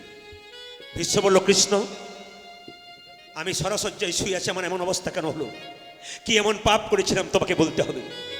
ভগবান বলল, ভীষ্ম তুমি ভুল করছো, তোমার কত জন্মের কথা মনে আছে, তুমি পাপ করো নাই? বলছে, আমার 7 জন্মের কথা আছে, আমি কোনো পাপ করি নাই। তোমার 7 জন্মের কথা আছে, তোমার পাপ করো নাই? বলছে, না। 8 জন্মের কথা মনে পড়েছে? বলছে, না। তবে শোনো, তুমি 8 জন্মে কে ছিলে? কে ছিলাম? তুমি ছিলে একটা রাজপুত্র, খুব অহংকার ছিল, তোমার হাতে একটা বেতের লাঠি ছিল, সেই লাঠিটা রাস্তায় নিয়ে যেতে যাকে তাকে তুমি মারতে। একদিন কি হয়েছিল, একটা বিষধর সাপ, লম্বা বিরাট বড় সাপ রাস্তায় পেরিয়ে যাচ্ছে, আর তোমার লাঠিতে করে অহংকারে মত্ত হয়ে তুমি সেই সাপটাকে কি করেছিলে না কাঁটার ঝোপে ফেলে দিয়েছিলে। কাঁটার মধ্যে বিদ্ধ হয়ে সাপটা কেঁদে কেঁদে বলেছিল, হে জগন্নাথ, তুমি জগতের না, বিচার করো, বিচার করো, বিচার করো। জগন্নাথের চোখটা গোল না পটল চেরা? জোরে বলবেন, পেছনে যারা আছেন, গোল না পটল চেরা মায়েরা? কেন বলুন তো? ভিখারি গেলেও যেমন আর ধনী গেলেও তেমন। ভগবানের মন্দিরে যে যাবে না, ওই জগন্নাথ মন্দিরে সবাই প্রসাদ পাবে। কেন? ওই জায়গায় গিয়ে সবাইকে দাঁড়াতে হবে একদিন। বাবা নিবেদন আপনাদের সামনে, লক্ষ্য করুন, ভীষ্ম বলে উঠলো, সেই সময় সাপটা বলে উঠলো, হে গোবিন্দ, হে জগন্নাথ, আমাকে কাঁটার মধ্যে ঝোপে ফেলে দিলে রাজপুত্র, এর একটা ব্যবস্থা করো, আমার মতো এই যেন কাঁটাবিদ্ধ হয়ে মরে। সত্যি তাই, ভীষ্ম সেদিন কাঁটাবিদ্ধ হয়ে মরেছিল বাবা। ওই জন্য আপনাদেরকে বলি, কাঁদালে কাঁদিতে হয়, এ কথাটা মিথ্যে নয়। যে যেমন কর্ম করে তার কর্ম অনুযায়ী ফল হয়। কেঁদে কেঁদে নহস রাজা বলছে, পার কর হে তুমি পারের দয়া। ঠিক আছে মায়েরা, গুরুদেবকে গিয়ে প্রণাম করলো। আমি আজকে আপনাদের বলেছিলাম যে প্রণামের তত্ত্বটা শেখাবো, এইদিকে দেখাবেন। আপনারা সবাইকে প্রণাম করেন, কিন্তু প্রণামটা আপনাদের উল্টো হয়। কালকে বলেছিলাম নাকি প্রণামের কথা? বলিনি। এই দেখেন প্রণামটা কেমন, আস্তে। প্রণাম কেমন? সাধুগুরু বৈষ্ণবকে প্রণাম করবেন সোজা, দেবদেবীকে প্রণাম করবেন ডান দিকে রেখে, ভগবানকে প্রণাম করবেন বাম দিকে রেখে। মায়েরা সাষ্টাঙ্গে কোনোদিন প্রণাম করবেন না। যদি কেউ সাষ্টাঙ্গে প্রণাম করেন, মহা মহা অন্যায়ের ভাগী হবেন। কেন হবেন? ধরাদেবী নিজের স্তন কেটে গোবিন্দের সেবা করেছিল, ওই জন্য স্তন বক্ষ যেন মায়েদের কোনো মতেই মাটিতে না ঠেকে যায়। এই জন্য আপনাদের নিবেদন হচ্ছে আপনারা প্রণাম করবেন পঞ্চাঙ্গে, আমরা সাষ্টাঙ্গে করব। আমরা উপর হয়ে করতে পারি, আপনারা করতে পারবেন না। তবে বলে রাখি, প্রণাম আপনারা শেখাবেন। এই জগতে কারো যদি অহংকার হয়, বারবার প্রণাম করুন। কেন? যত প্রণাম করবেন অহংকার দুর্বল হবে। ছেলেকে প্রণাম করতে শেখান মায়েরা। মা যদি মায়ের মতো হয়, সেই মাকে মা বলা যায়, নইলে রাক্ষসী বলা যেতে পারে। মা যদি মায়ের মতো হয়, সেই মাকে মা বলা যায়, নইলে রাক্ষসী বলা যায়। কে বলেছিল? তেতা যুগে ভরত কৈকেয়ীকে 14 বছর মা বলে নাই, রামকে বনবাসে পাঠিয়েছিল বলে রাক্ষসী বলেছিল। বাবা যদি বাবার মতো না হয়, সেই বাবাকে ত্যাগ করা যায়। ত্যাগ করেছিল সত্যযুগে হিরণ্যকশিপু। ভক্ত প্রহ্লাদ ত্যাগ করেছিল বাবা হিরণ্যকশিপুকে, ত্যাগ করে নেই। গুরু যদি গুরুর মতো না হয়, সেই গুরুকে ত্যাগ করা যায়। কে করেছিল? বলি রাজা। বলি রাজাকে ত্যাগ করেছিল। বলি রাজা কাকে ত্যাগ করেছিল? গুরুদেব শঙ্করাচার্যকে। গুরু যদি গুরুর মতো না হয়। মায়েরা, ধ্রুবের মায়ের নাম ছিল সুনীতি, নাকি? ধ্রুবের মায়ের নাম কি ছিল? কি ছিল? সুনীতি, তাই তো? যার নীতি ভালো তিনি হচ্ছেন সুনীতি। এই জন্য মায়েরা, নীতি যদি আপনাদের ভালো হয়, সন্তানের নীতি ভালো হবে। একটু বুঝিয়ে দিই সন্তানের নীতি কেমন ভালো হবে। একটু বুঝবেন, গানের মজা আছে, কথার তত্ত্ব আছে, কথার মধ্যে জাদু আছে। আপনারা মাথায় কাপড়টা নেবেন, আপনার নীতি ভালো হবে। না না, এখানে নিতে বলছি না। অনেকে বলছেন ঠান্ডা পড়েছে বলে নেয়, নইলে দেখবেন কোথাও নাই, নাকি? এই দেখুন, যে মায়ের, আচ্ছা আমি আপনাদেরকে বলি মায়েরা, আপনার সোনার মালা থেকে আপনি পরবেন, কিন্তু তুলসীর মালাটা ফাঁকে পরবেন। স্মৃতির সিঁদুরটা সুন্দর করে নেবেন, মাথার কাপড়টা নেবেন, রাস্তা দিয়ে পেরিয়ে যাবেন। কোনো পুরুষ আপনার মুখের দিকে চাইলে আর মুখের দিকে চাইবে না, আপনার চরণ পানে চাইবে। আর যদি আপনার স্মৃতির সিঁদুর না থাকে, কাপড় না থাকে, গলায় সোনার মালা রয়েছে কিন্তু তুলসীর মালা নাই, পুরুষ আপনার মুখের দিকে চাইবে, আপনার পায়ের দিকে চাইবে না। বাচ্চা ছেলে মেয়েগুলোকে এমন পোশাক দেবেন না যে পোশাকটা দিলে বাচ্চা বিশৃঙ্খল হয়ে যায়। এটা শিখতে হবে আগে। এই জায়গাগুলো ঠিক করুন, কীর্তন শুনে কোনো লাভ নেই। আপনার কীর্তন শোনা বেকার যদি আসল জায়গাগুলো ঠিক না করেন। জ্ঞানী পণ্ডিত মহাজনরা যে কথাগুলো বলে সেগুলো শুনতে হয় কীর্তনের আসরে। যারা বলছে তাদের কথা শুনে আমি বলছি, এদিকে তাকাবেন। বাচ্চা মেয়েকে ছোটো থেকে এমন পোশাক দেবেন যে পোশাকটা পরে বাচ্চার শৃঙ্খলতা থাকে। মেয়ে 16 বছর বয়স হয়েছে, বাবার সঙ্গে গেল দোকানে, মেয়েকে কি করলো? এমন একটা পোশাক পরিয়ে দিল, ছোট পোশাক। ওই মেয়েটা যত বয়স বাড়ে তত খারাপ খারাপ পোশাক পরতে থাকে। বাবার সামনে মেয়ে দাঁড়ালে মেয়ের মুখের দিকে বাবা তাকাতে পারে না। এমন পোশাক দেবেন কেন? যেদিন বাবা তার মেয়ের সামনে দাঁড়াতে পারবে না, মেয়ে আপনার সামনে সোজা হয়ে দাঁড়াবে, বাবা তার সঙ্গে আনন্দ করে কথা বলবে, মেয়ের পোশাকটা যেন ভালো হয়। ছেলেকে এমন পোশাক দেবেন না যে পোশাকটা পরলে ছেলে বিশৃঙ্খল হয়ে যায়। রাত্রি 8টার সময় মেয়েটা বাড়ি ফিরল, আপনি চিৎকার করে বললেন, রাত্রি 8টার সময় বাড়ি ফিরলি, কোথায় ছিলি তুই? তাকে বকাবকি করলেন, ঠিক আছে, কিন্তু রাত 12টার সময় ছেলে যখন ফিরে এলো তাকে আপনারা কিছু বললেন না। ওই ছেলেটা যে রাত্রিবেলায় খারাপ কাজ করে বাড়ি ঢুকলো না, আপনি জানলেন কি করে? জায়গাগুলো ঠিক করবেন, তবে কীর্তন শোনা সার্থক হবে। আপনার এই জায়গাগুলো ঠিক না করলে কীর্তন শুনে কী লাভ আছে? এগুলোকে মাথায় ধরে নিয়ে যান, জীবনে প্রয়োগ করুন, আপনার জীবন সুন্দর হয়ে যাবে। ওই জন্য আপনাদেরকে বলি, মাথায় কাপড় নেবেন। মাথার কাপড়টার নাম কি? আমার দিকে তাকান। এই কাপড়টার নাম কি? লজ্জা। এটার নাম কি? লজ্জা। যে মেয়ের এই লজ্জাটা আছে তার ছেলে রাস্তায় খেলা করলে তার ভাষা ভালো হয়। আর যে মায়ের লজ্জাটা নাই তার ছেলে লোককে গালাগাল দেয়, যখন রাস্তায় লোকে বলে তোর মায়েরই লজ্জা নেই তো তোর লজ্জা থাকবে কি করে? এটার নাম কি? সভ্যতা। এটা পাড়াগ্রামে এখন আছে, যত শহরমুখী হচ্ছি সব ভোঁতা হয়ে যাচ্ছে আপনাদের। মায়েরা, আমার মায়ের মা বেঁচে ছিল, 95 বছর বয়স, মাথার কাপড়টা এখানে ছিল। আমার মা আছেন এখনও, 70 বছর বয়স, আমার মায়ের মাথার কাপড়টা এখানে। আমার কাকিমা আছেন 65, সত্যি সত্যি খোঁপা মানে বাম্পার পর্যন্ত এলো। এখন যারা বাড়িতে এসছে বাম্পার টাম্পার নেই, হাইওয়ে রোড হয়ে গেছে। আপনাদেরকে বলে রাখি অন্তত বাম্পারটুকু রাখবেন, নইলে গন্ডগোল আছে। তবে একটা কথা খুব সত্যি কথা, এইদিকে তাকাবেন, একটি কথা খুব সত্যি কথা কি বলুন তো, আগে দেখবেন ভাসুর দেখলে মায়েরা কিন্তু পর্দা নিত না, ভাসুর দেখলে দেখবে পর্দা নিত না। না, এত নেবার দরকার নেই আপনাদের। ইতিহাস বলছে আগেকার মেয়েদেরকে জমিদাররা দেখতো আর তারা বাগান বাড়িতে তুলে নিয়ে যেত, ওই জন্য কুমারী মেয়েরাও মাথায় এরকম করে কাপড় নিত। কেন বলুন তো? মুখটা দেখতে দিত না। ওটা ইতিহাস বলছে। ওই যুগ চলে গেছে, কিন্তু সভ্যতার যুগ এসেছে আমাদের। সভ্যতা বলে এই নয় যে বিশৃঙ্খল জীবনযাপন করবো, তাহলে আপনার কীর্তন শুনে কোনো লাভ হবে না, ভক্ত হতে পারবেন না আপনি। আপনি নিজের পোশাক দিয়ে ঠিক রাখতে পারলেন না, নিজেকে শৃঙ্খলতা রাখতে পারলেন না, আপনি গোবিন্দ ভজনা করবেন কি করে? ভগবানের শৃঙ্খলতা কথা শোনা আছে? ভগবান তো একবার উল্টো পাল্টা করে না, আছে কি? ভগবান শৃঙ্খলিতভাবে আছে। এই জন্য মাথায় রাখবেন মায়েরা, মাথার কাপড়টা যখন থেকে ভাসুর হলো বর্দা, সেদিন থেকে মেয়েদের সরে গেল পর্দা। যেদিন থেকে ভাসুর বর্দা হয়ে গেছে সেদিন পর্দা সরে গেছে। আপনাদের যে জায়গাতে ছিলাম, প্রণামের জায়গায় যখন এলাম, মায়েরা লক্ষ্য করুন, বাচ্চাদেরকে প্রণাম শেখাবেন। হরে কৃষ্ণ। যে মা বাচ্চাকে প্রণাম শেখায় না সে ভবিষ্যতে ঠকে। আমি আমার জায়গাতে দেখেছি, বাচ্চা ছেলেরা স্কুলে যায় আর মা কি করে? প্রণাম শেখায় না বলে মা কি করে? ছেলে যখন 1 কেজি 2 কেজিতে পড়তে যায়, 1 কেজি 2 কেজি মানে জানা আছে? আমি ওই 2 কেজি 1 কেজি মানে ওই কেজি 1 কেজি 2 1 কেজি 2 কেজি বলে একই জিনিস। তো দেখো লক্ষ্য করুন, 1 কেজি 2 কেজি পড়তে যায় ছেলে যখন গাড়িতে যাবে, লক্ষ্য করবেন মাগুলোকে যারা প্রণাম শেখায় না, খোকা মানে কি বলুন তো? দু একজন আমার সঙ্গে ওখান থেকে প্র্যাকটিসও করে নিচ্ছে এমনি করে। কি বলছে বলুন তো? টাটা নয়, কি বলছে? ব্যথা। খোকা, আমি যখন বুড়ো হব, তুই যখন বড় হবি, কষ্ট করে মানুষ করছি, তুই যেন ভুলে যাস না খোকা, ভুলে যাস না। বাচ্চা তখন গাড়িতে যেয়ে বলবে মা। দেখবেন বা এগুলো আমাদের দেখতে হয়, কেন বলুন তো? এগুলো আসলে বলতে হয় তো। বাচ্চাগুলো দেখবে গাড়ি চেপে লাফিয়ে বলে মা। তার মানে কি বলুন তো? খেয়ে পড়ে মানুষ চাকরিটা পায়, তোমার মুখ আর আমি দেখবো না, এইটার মানে এইটা। আবার দেখবেন আমাদের পাশের বাড়ি দেখেছি একটা মেয়ে তার বাচ্চাকে বলছে টিফিন বাক্সে খাবার দিচ্ছি আর লোকের ছেলেরা খবর দিচ্ছে তুই তাদেরকে খাইয়ে দিচ্ছিস, নিজে খাবি, কাউকে দিবি না, খেলে তোর একদিন কান ধরে বল কার দিবি না? ছেলে বলছে মা কথা দিলাম নিজে খাবো কাউকে দেবো না, নিজে খাবো কাউকে দেবো না। ছেলে বড় হলো, চাকরি পেলো, বিয়ে করলো, নিজে খেলো, মা বাবাকেই দিল না। দেখ, এই জন্য বলে রাখি মায়েরা, প্রণামটার দিকে তাকান। প্রণাম করবেন কোন দিকে? দেবদেবীকে প্রণাম করবেন কোন দিকে? ডান দিকে না বাঁ দিকে? জোরে বলুন। আজকে মুখস্থ হয়ে যাক, কোন দিকে? ডান দিকে না বাঁ দিকে? ডান দিকে। আর ভগবানকে প্রণাম করবেন কোন দিকে? বাঁ দিকে।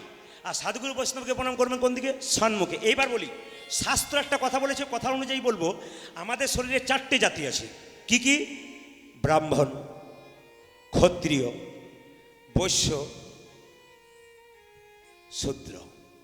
এই 4টে জাতি আমাদের শরীরে আছে। খুব যুক্তিগত কথা। আমাদের শরীরে কি আছে মা? এই দিকে দেখান। ব্রাহ্মণ মানে কি? যে বেদকর্ম কুলধর্ম ভালো ভালো মন্ত্র বলে ভগবানকে মানে কি করে? খুশি করে। তাহলে এখান থেকে এটা ব্রাহ্মণ। জোরে বলুন হ্যাঁ না না, একটু জোরে বলুন। যে ঘুমাচ্ছে সে বলুন। তোদের বলার দরকার নেই, তোরা দেখতে পাচ্ছিস তো। এইদিকে মায়েরা কি বললাম? এটা কি? এটা ব্রাহ্মণ। আর ক্ষত্রিয় কোনটা? ক্ষত্রিয়দের কাজ কি? যুদ্ধ বিগ্রহ করা। হাতের সামনে কিছু না থাকলে দেখে নেব, যুদ্ধ বিগ্রহ। আর বৈশ্যের কাজ কি মা? এইদিকে দেখান। বৈশ্যের কাজ হলে চাষবাস করা, লোড আর আনলোড করা, নাকি? সকাল দুপুরবেলায় মাল তুললাম, সকালবেলায় মাল তুললাম, বিকালবেলায় খালি। আর বিকালবেলায়, বুঝতে পেরেছেন নাকি? বিকালবেলায় মাল তুললাম, সকালবেলায় খালি। এর কাজ কি? বৈশ্য। আর শূদ্রের কাজ কি? এই দেখেন, ওঠো, ওঠ, ওঠে, বস, বসে, চল, চলে, এটা নাম শূদ্র। আমার প্রশ্ন আপনাদের কাছে, আপনারা মাথায় রাখবেন কথাগুলো। শাস্ত্র বলছে এখান থেকে, শাস্ত্র বলছে এখান থেকে এই পর্যন্ত ব্রাহ্মণ আর এখান থেকে এই পর্যন্ত শূদ্র। তাহলে আপনারা যদি এটা ব্রাহ্মণ হয়, পাটা শূদ্র হয়, তাহলে মাথায় প্রণাম না করে পায়ে প্রণাম করবেন কেন? কাল থেকে সব মাথায় প্রণাম করবেন, দেখেন একবার প্রণাম করে কি হয়। কাল থেকে কিসে প্রণাম করবেন মায়েরা? পায়ে করবেন। কিন্তু তত্ত্ব হচ্ছে পায়ে কেন প্রণাম করব? পায়ে প্রণামটা আপনাদের ঠিক হয় না। আমি বুঝিয়ে দিই কেন ঠিক হয় না। এদিকে তাকাবেন। আপনার বাড়িতে গুরুদেব আসে, গুরুদেবকে প্রণাম করলে আমাদের মুক্তি হয়। একজন বলুন তো কার মুক্তি হয়েছে? যদি কেউ হাত তুলে বলেন তবে মিথ্যে কথা বলা হবে, আপনার মুক্তি হয়নি। কেন? প্রণামটা ঠিক হয়নি। আগে দেখবেন ইলেকট্রিক কানেকশন ছিল। আগে টিভি চলতো কিসে? জোরে বলুন। ব্যাটারিতে চলতো। চলতো না দাদা ভাইরা? ব্যাটারিতে কি থাকতো? দুটো কামড়ি, একটা ডান দিকে একটা বাম দিকে, একটা প্লাস একটা মাইনাস। কালোটা কালো মাইনাস, লালটা দেখবেন প্লাস। আমরা দেখেছি তো। প্লাসে প্লাস দেবেন, মাইনাসে মাইনাস দেবেন। উল্টো দিলে কি হয়? পিকচার টিউব নষ্ট হয়ে যাবে, পিকচার টিউব। তাহলে আপনাদের কাছে আমার প্রশ্ন, আপনি যাকে প্রণাম করবেন, আপনার ডান হাতটা ওনার ডান পায়ে পড়বে, আপনার বাঁ হাতটা ওনার বাঁ পায়ে পড়বে। এবার বিচার করে বলুন, আপনি যখন কাউকে প্রণাম করেন তখন আপনার ডান হাতটা ওনার কোন পায়ে পড়ে আর আপনার বাঁ হাতটা ওনার কোন পায়ে পড়ে? জোরে বলবেন। উল্টো পড়ে না সোজা পড়ে? তাহলে না, ডান হাতটা ওনার বাঁ পায়ে পড়ছে আর বাঁ হাতটা ওনার ডান পায়ে পড়ছে, তাহলে কাল থেকে প্রণাম কেমন করে করবেন? এই দেখুন, এইবার কীর্তনের শেষে প্রণাম করতেছে কেউ যদি এইরকম করেছেন তাহলে আমি তাকে ধরবো। কেন বলুন তো? প্রণামটা কেমন বলুন তো? এইরকম করে প্রণামটা করবেন। কৃষ্ণ দাঁড়িয়ে আছে, কৃষ্ণ দাঁড়িয়ে আছে এইরকম করে। লোকে বলছে কৃষ্ণ তুমি বাঁকা, বলে আমি বাঁকা নয়, তোরা বোকা। বলে কেন? হে গোবিন্দ তুমি উল্টো, বলে না উল্টো নয়, তোরা উল্টো বলে আমি আগে থেকেই উল্টে দিয়ে বসে আছি, প্রণামটা উল্টো হবে বলে। এইবার প্রশ্ন হবে পায়ে প্রণাম করবেন কেন? ছোটরা যদি বড়কে বড় বলে তবে বড় হয়, আর বড় নিজেকে বড় বললে বড় হয় না। প্রমাণটা দেখুন, এমপি এমএলএ মিনিস্টার আপনার দরজায় কখন হাত জোর করে? ভোটের সময়। ভোটের সময় না, ভোটের সময় তো বটে, যখন ছোটদের দরকার হয় নাকি? ছোটরা যদি বড়কে বড় করে তবে বড় হওয়া যায়। লক্ষ্য করুন, ইনি হলেন শূদ্র ছোট, পায়ে প্রণাম করব কেন? পায়েই তো সব। কারো সঙ্গে কারো মান অভিমান হলে হাতে ধরলে মান নাও ভাঙতে পারে, কিন্তু পায়ে ধরলে মান সম্মান সব নিতাই গৌর হরিবল হয়ে যায়, এক হয়ে যায়। পায়ে ধরলে সাতক্ষণ মাপ হয়ে যায়। পায়ে প্রণাম করব কেন? শাস্ত্র কি বলল? বাচ্চা যখন মায়ের পেটে থাকে মাথাটা নিচের দিকে থাকে, পাটা উপর দিকে থাকে। 7 মাস বয়সে ভগবান শ্রীকৃষ্ণ গর্ভের মধ্যে আমাদের দেখা দেয়, ওই জন্য 7 মাস বয়সে মেয়েদেরকে স্বাদ খাওয়াতে যাওয়া হয়। আমাদের ভুল ধারণা, মেয়ের মুখে স্বাদ পরিবর্তন করলো বাচ্চাটা একটু মোটা হবে, চেহারা ভালো হবে, স্বাদ খাওয়াতে যাব, ওটা তত্ত্ব নয়। স্বাদ কি? ভগবান শ্রীকৃষ্ণ 7 মাস বয়সে গর্ভের মধ্যে আমাদেরকে দেখা দেয়, ওই জন্য 7 মাস বয়সে সাধুগুরু বৈষ্ণবের উচ্ছিষ্ট প্রসাদ খেতে হয়। যদি কোনো মা 7 মাস বয়সে সাধুগুরু বৈষ্ণবের উচ্ছিষ্ট প্রসাদ খেতে পারে তবে তার কৃষ্ণ ভক্ত সন্তান হয়। কিন্তু আপনাদের এখানে নয়, আমাদের ওইদিকে বাচ্চা যখন পেটে থাকে 7 মাস বয়সে, তখন সেই মা কী করে? ফুচকার দোকানে ফুচকা খায়, আর তার যত ফচকে ছেলের জন্ম হয়। আপনাদের এখানে নয়, আপনাদের সামনেই ফুচকার দোকান হয়েছে। উনি রাগ করবেন যে আমার খেতে বলছেন? না না, আপনার সবাই খাবে, অন্য লোকের কথা বলছি। ফুচকা খাই মায়েরা। লক্ষ্য করুন, পেটের মধ্যে বাচ্চা থাকে 7 মাস বয়সে কী করতে হয়? গোবিন্দ আমাদের দেখা দেয়। এইবার বলুন, মাথা যদি নিচের দিকে থাকে, পা উপর দিকে থাকে, গোবিন্দ কোথায় বসবে? মাথাতে না পায়ে? ধরে বলুন। পায়েই না, মাথাতে কেন বসবে? মাথা তো নিচের দিকে, পা তো উপর দিকে, কোথায় বসবে? পায়ে বসবে। পায়ে বসে তার প্রমাণটা কি? ভগবানের বসার জায়গা হচ্ছে পদ্মাসন। পদ্মের গায়ের রং কেমন? জোরে বলুন। লাল গোলাপি। প্রমাণটা কি করে বুঝলেন যে ভগবান পায়ে বসেছিল? তার প্রমাণ হচ্ছে কি, বাচ্চা ছেলে কালো হোক আর পরিষ্কার হোক, বাচ্চার পায়ের রং হয় লাল। ভগবান পায়েই বসে থাকে বলে প্রণামটা নিতাই গৌর হরিবল বলে পায়ে হয়ে যায়। যজাতি বলল, গুরুদেব আমার বাবার মৃত্যু, আসতে এইদিকে তাকান, গুরুদেব আদেশ দিচ্ছে কি, আমার বাবার মৃত্যুর পর আত্মা শান্তি পাবেন, আপনি বিধান দিন কি করলে নরমের যোগ্য হবে। বিধান দিচ্ছে দেখুন। ওরে পারবি? বলে হ্যাঁ, খুব কঠিন কাজ। 80 লক্ষ মণি চাই করতে সম্ভাস। শালা তালবসাকার লেখা শালা মানে কি? বইয়ের ভাই বড় কুটুম। দন্তসাকার লেখা শালা কি? যে দেহটা কৃষ্ণ ভজনা করে তাকে দন্তসাকার লেখা শালা বলে। মধ্যনাসাকার লেখা শালা কি? যারা মালা জপে তাদেরকে মধ্যনাসাকার লেখা শালা। এই আঙুলটা বের হয়ে থাকে কেন? 4 জন ঢুকে থাকে থলেতে, 1 জন বের হয়ে থাকে কেন? এর তত্ত্ব আপন আপন গুরুর কাছে জানবেন। যদি কেউ নিজে কেউ গোপনভাবে জানতে চান, বাসায় যাবেন, আমি জানিয়ে দেবো এই আঙুলটা কেন ঝুলি থেকে বেরিয়ে থাকে। এটা আমার কাছে গোপনভাবে জানতে হবে। যেই জানবেন, একা একা গিয়ে জানবেন। এটা একটা গূঢ় তত্ত্ব আছে, এটা গুরুর কাছ থেকে জানা যায়। সেই গুরুর কাছ থেকে জানবেন। যদি কারো গুরু নেই তবে জেনে নেবেন আমার কাছ থেকে, আমি জানিয়ে দেবো এই আঙুলটা কেন এখানে বের করানো হয়। তবে বলে রাখি আপনাদের মায়েরা, এই আঙুলটা বাস্তব কথা কি, বাইরের কথাটা কি, ভেতরের কথাটা বলছি না। মারামারি করবার সময় হাতে কাছে কিছু না থাকলে কি বলি? দেখে নেবো। এই যখন বলে দেখে নেবো, এরা 4 জন বলে তুই যা ভাই, আমরা যাবো না। এই জগতে যারা মারামারি ঝগড়া করে তারা কোনোদিন গোবিন্দ চরণ পায় না। এই জগতে যারা গোবিন্দ চরণ পায় তারা কোনোদিনে মারামারি ঝগড়া করে না। ওই জন্য মালা জপে শালা, করে জপে ভাই, মনে মনে জপে তারে বলি হারিয়ে যায়। সবাই লক্ষ্য করুন, যে জায়গাতে ছিলাম, বাড়িতে সকালবেলায় ঘুম থেকে উঠে কী দেবেন? গোবর জল ছড়া দেবেন তো? দেন তো নাকি? জোরে বলুন হ্যাঁ না না। গোবর জল ছড়া দেন। এই তোরা দিস না, চুপ করে থাক। গোবর জল দেন আপনারা, জোরে বলুন। গোবর জল।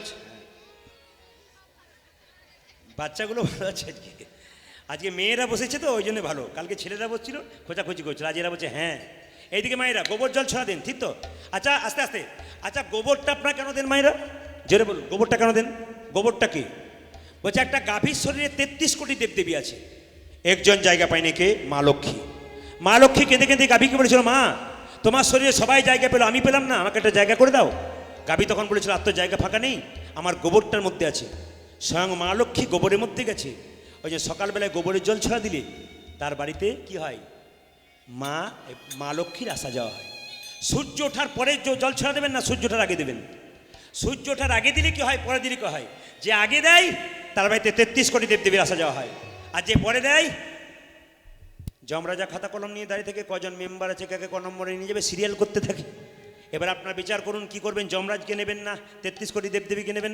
তবে একটা কথা বলে যায় মায়েরা, খুব যুক্তিকর কথা।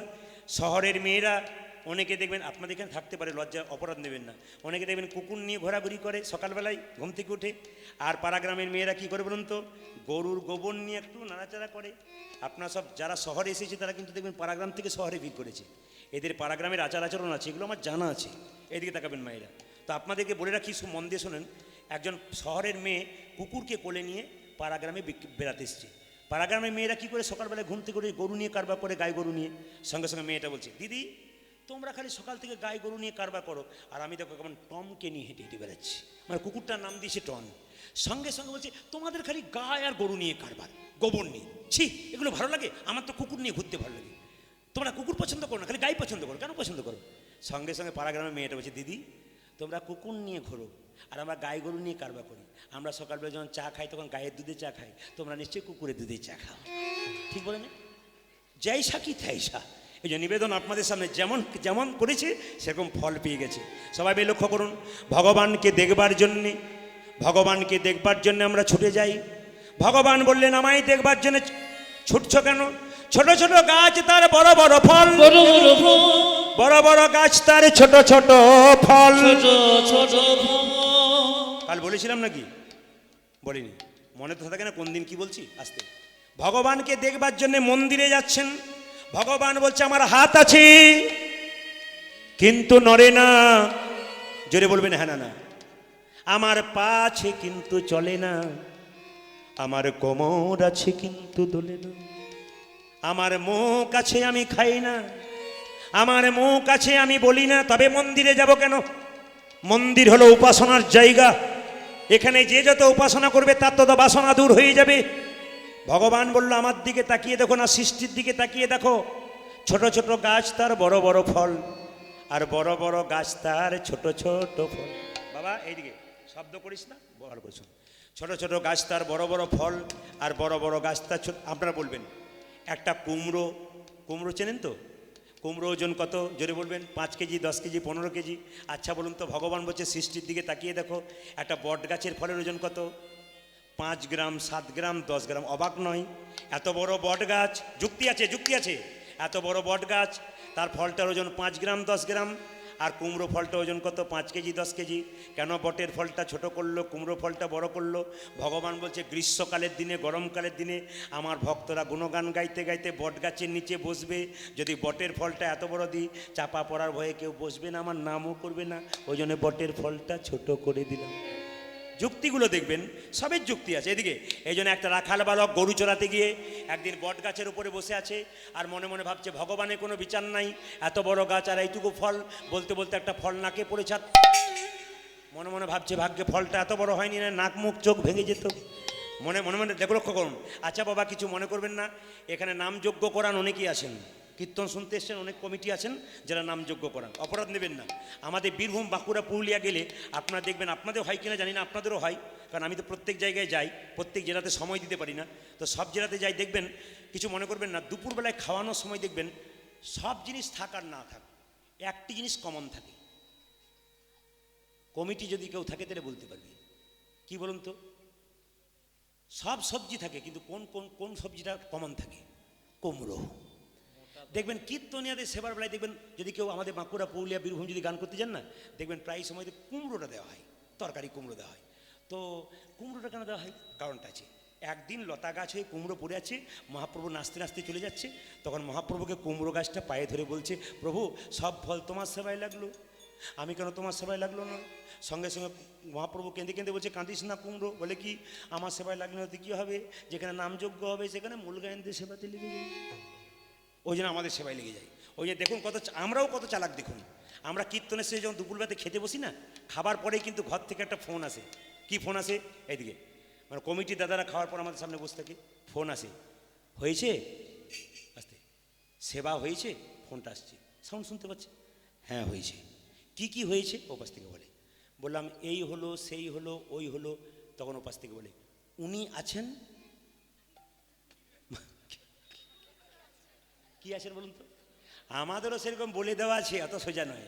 বলছে তুমি বলবে উনি আছেন। কমিটি দাদা তখন বলছে বৌদি বোধহয় আমাদের কথা বলছে। হ্যাঁ আপনার কথা বলছে। উনি ভাবছেন ওনার কথা বলছে, কিন্তু উনি যে কুমড়োর কথা বলছেন এটা কিন্তু কেউ বুঝতে পারছে না। এই বড় আজব ব্যাপার। কীর্তন যারা করে তাদের মজার ব্যাপার আছে, বুঝতে পারছেন তো? তো মায়েরা সবাই লক্ষ্য করুন, এই দিয়ে তাকান।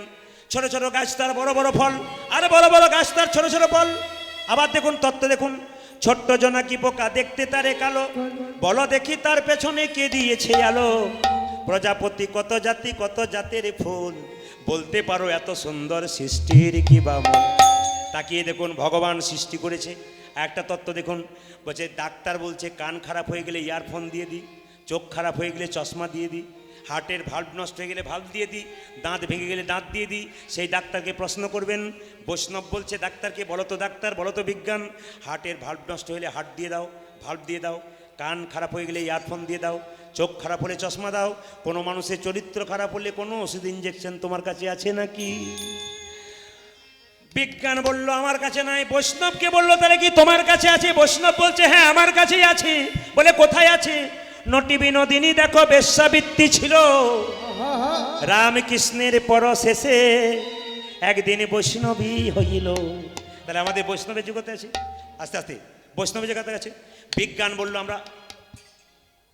বলল আমরা চাপা কল তৈরি করেছি। বৈষ্ণব বলল তার আগে আমরা আটির কূপ তৈরি করেছি। কোথায়?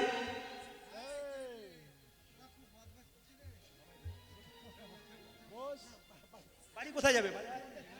বলছে যাবো বাড়ি ভয়ে বলছে। দেখুন কার বাচ্চা, একটু বসিয়ে দিন। মায়েরা এদিকে তাকান, কি বললো? বৈষ্ণব বলছে না না আমাদের কাছে আছে। নটি বিনোদিনী দেখো বেশ্যাবৃত্তি ছিল রামকৃষ্ণের পরশেষে, একদিন বৈষ্ণবী হইল। আমি একটু শর্টে বলে দিই, সময় যাচ্ছে বলে। আবার লক্ষ্য করুন, বিজ্ঞান বলছে আমরা চাপা কল তৈরি করেছি। বৈষ্ণব বলল তার আগে তৈরি করেছি আমরা আটির কূপ, আপনা আপনি জল পড়ে। ভীষ্ম যখন সরসজ্জায় ছিল, অর্জুনকে বলেছিল মা গঙ্গা জল পান করবো, অর্জুন তীরবিদ্ধ করেছিল, আর তীরবিদ্ধ করার সঙ্গে সঙ্গে মা গঙ্গা জল ভীষ্মের মুখে পড়েছিল। পড়েনি বাবা? আগেই তৈরি হয়ে গেছে। আমরা বললাম উড়োজাহাজ তৈরি করেছি, তার আগে বৈষ্ণব বলল রাবণের পুষ্পরথ তৈরি করে দিয়েছি। সব কিছু যুক্তি আছে, কিন্তু এই জন্য বিজ্ঞান আগে না বৈষ্ণব আগে? বিজ্ঞান বলল বাচ্চা মায়ের দুগ্ধের মধ্যে চুমুক দেয়, আর চুমুক দিলে দুধ পাই। আমরা কি করব? সিরিঞ্জ দিয়ে টেনে দুধ বের করে নেব। আশ্চর্যের ব্যাপার, বাচ্চা যখন চুমুক দিল তখন দুধ পেল, কিন্তু সিরিঞ্জ দিয়ে টানলো তখন দুধের বদলে রক্ত পেল। এ কথা নয়, একেবারে ভুল। বিজ্ঞান তৈরি করতে পারে না অরিজিনাল চুল। বসে শুনুন যত ভক্ত, বিজ্ঞান তৈরি করতে পারে না অরিজিনাল রক্ত। যদি তৈরি করতে পারত তাহলে ব্লাড ডোনেশন কেন্দ্র তৈরি হতো কি? হতো না। আসুন, এত তত্ত্বের মধ্যে গেলে তো আর হবে না, তাই তো লীলা শেষ হবে না। লক্ষ্য করুন, যখনই এই কথাটি বলল তখন দেখতে পেল একজন ব্রাহ্মণ সুমন্ত সারথী রথে যখন মণিমুক্ত পূর্ণ করে নিয়ে চলে গেল, হঠাৎ গাছের নিচে বসে শঙ্খ বাজালো। দেখলো একজন ব্রাহ্মণ, কাঙাল ব্রাহ্মণ রাস্তা দিয়ে আসছে। কি গাইতে গাইতে আসছে জানেন? এই নাম গাইতে গাইতে আসছে, কৃষ্ণ কেশব কৃষ্ণ কেশব কৃষ্ণ কেশব তাই নাম, রাম রাঘব রাম রাঘব রাম রাঘব। ব্রাহ্মণটার নাম ছিল সিদ্ধান্ত ঠাকুর। আমার দিকে তাকান। সুমন্ত সারথী বলল ঠাকুর মশাই তুমি ভিক্ষা করতে পেরেছিলে? হ্যাঁ। তুমি ব্রাহ্মণ মানুষ ভিক্ষা কেন করবে? তুমি তো ইয়ে করতে পারো, পুজো পাঠ করতে পারো। সঙ্গে সঙ্গে লোকটি কি বললো দেখুন, পুজো পাঠ করে সংসার চলে না। ওগো সারথী তুমি আমায় ভিক্ষা তোমায় দেবো, আগে বলো তোমার বাড়িতে কে কে আছে? আমার বাড়িতে আমার 8টি ছেলে আছে। সঙ্গে সঙ্গে জেনে বলছে 8টি ছেলে আছে।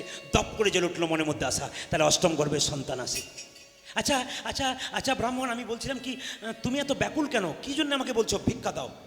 আমার স্ত্রী এতক্ষণ রাস্তায় বসে আছে, কতক্ষণ আমি যাব, ছেলেগুলোর মুখে খাবার তুলে দেবে, আমায় কিছু। তোমাকে ভিক্ষা দেব না। তোমার অষ্টম গর্ভের সন্তানটা কেমন? ও মা, এত হরিভক্ত না, কৃষ্ণবর্ণের, একবারে কৃষ্ণের মতো। লোকে বলে একবারে কৃষ্ণ গো, একবারে কৃষ্ণ, তাই নাকি? আচ্ছা আচ্ছা, তোমার নাম তো সিদ্ধান্ত ঠাকুর, তোমাকে আমি ভিক্ষা করতে হবে না, তোমাকে লোকে ভিখারি বলবে না, ব্রাহ্মণকে ভিখারি বলবে না, তোমাকে সম্মান দেবে, তুমি ধনী হয়ে যাবে। একটা জিনিস তোমাকে দেবো। কী দেবে তুমি আমায়? দেখবে তবে এসো আমার সঙ্গে। এই বলে সুমন্ত সারথী রথের দরজাটা খুলে দিল, মণিমুক্ত পরিপূর্ণ করা রথ। সঙ্গে সঙ্গে ব্রাহ্মণকে বলল তুমি যদি অষ্টম গর্ভের সন্তান, তোমার ওই ছেলেটার নাম কি? বলে কুশধ্বজ। ওই কুশধ্বজকে যদি দান করতে পারো নরমের যজ্ঞে, আমি এগুলো সব দান করে দেবো। প্রথমে ব্রাহ্মণ চমকে গেল, তারপর মনে মনে ভাবলো 7টা ছেলে তো রয়ে যাবে আমার, একটা ছেলে জুড়ে 7টা ছেলে মানুষ হয়ে যাবে, আমাকে কেউ ভিখারি বলবে না, আমাকে সম্মান দেবে সবাই, ধনী আনন্দে আউচ্ছালিত হয়ে গেল, লোভ হয়ে গেল প্রচন্ড, চিৎকার করে বলল, সুমন্ত সারথি আমি কথা দিলাম নরমের যজ্ঞে আমার ছোট ছেলে কুশধ্বজকে আমি বিক্রয়ী করে দিলাম, আমি বিক্রয়ী। তুমি যেটা বলছো তোমার স্ত্রী বলতে পারবে তো? তা তো জানি না, না বলতে পারলে রাজি করব, ও রাজি হবে না, আগে তাকে রাজি করো। মায়েরা লক্ষ্য করুন, কুশধ্বজ তখন খেলা করতে গেছে, জায়গাটা লক্ষ্য করুন, কুশধ্বজ খেলা করতে গেছে, সঙ্গে সঙ্গে চিৎকার করে বলছে, কই গো ভদ্রাবতী, ভদ্রাবতী, ও ভদ্রাবতী, আমার কুশধ্বজ মনেতে আনন্দ দেখি, মুখে দেখি হাসি, মুখে দেখি হাসি, নয়নেতে ঝরে কেন তোমার এত অশ্রু রাশি,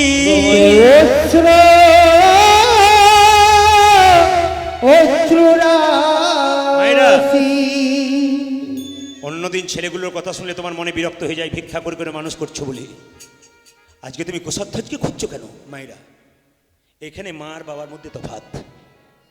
যে যেখানে দাঁড়িয়ে কীর্তন শুনছেন, যে যেখানে বসে আছেন, আপনাদের কাছে করজোরে নিবেদন রইল, কালকে যেমন এই জায়গাটা শুনেছিলেন, আজকে এই জায়গাটা শুনুন। ভদ্রাবতী, আমি ধনী হয়ে যাব, আমি বড়লোক হয়ে যাব, কেউ আমাকে, দাঁড়াও দাঁড়াও, এত আনন্দের কি রয়েছে, এত আনন্দে তুমি বলবে তো কি হয়েছে। আমি আমার কুশধ্বজকে নরমের যজ্ঞে বিক্রয় করে দিয়েছি। কি এ তুমি কি বলেছো? আমি যে মা, আমি, এ তুমি কি শোনালে স্বামী?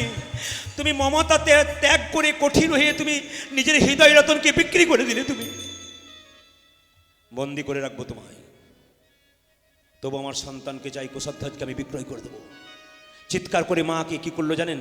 ভদ্রাবতীকে তার স্বামী দরজা বন্ধ করে রেখে দিল, আর ভদ্রাবতী চিৎকার করে বলল, কুশধ্বজ তুই পালিয়ে যা বাবা, এটা শ্মশান ঘাট, এখান থেকে পালিয়ে যা, তোকে পুড়িয়ে মারবে। মা আছাড় খেয়ে পড়লো, অজ্ঞান হয়ে গেল। কুশধ্বজ ভক্ত ছেলে, ভগবানের ভক্ত, সে তখন পাঠশালায় গেছে, ছেলেরা বলছে, কুশধ্বজ তোর মন খারাপ কেন? গুরু মহাশয় বলছে, হ্যাঁ রে কুশধ্বজ তোর মন খারাপ কেন? আমি বুঝতে পেরেছি গুরুদেব, আজ আমি ভোরবেলায় স্বপ্ন দেখেছি, আমার স্বপ্ন সার্থক হবে কেন? আমার বাবা আমাকে বিক্রয় করে দিয়েছি। তুই স্বপ্ন দেখেছিস বলে? হ্যাঁ আমি স্বপ্ন দেখেছি। ছেলেগুলোকে সঙ্গে করে বলছে, শোন, আর তোদের সঙ্গে আমার দেখা হবে না, ওরে এই জীবনে তোদের সাথে আর দেখা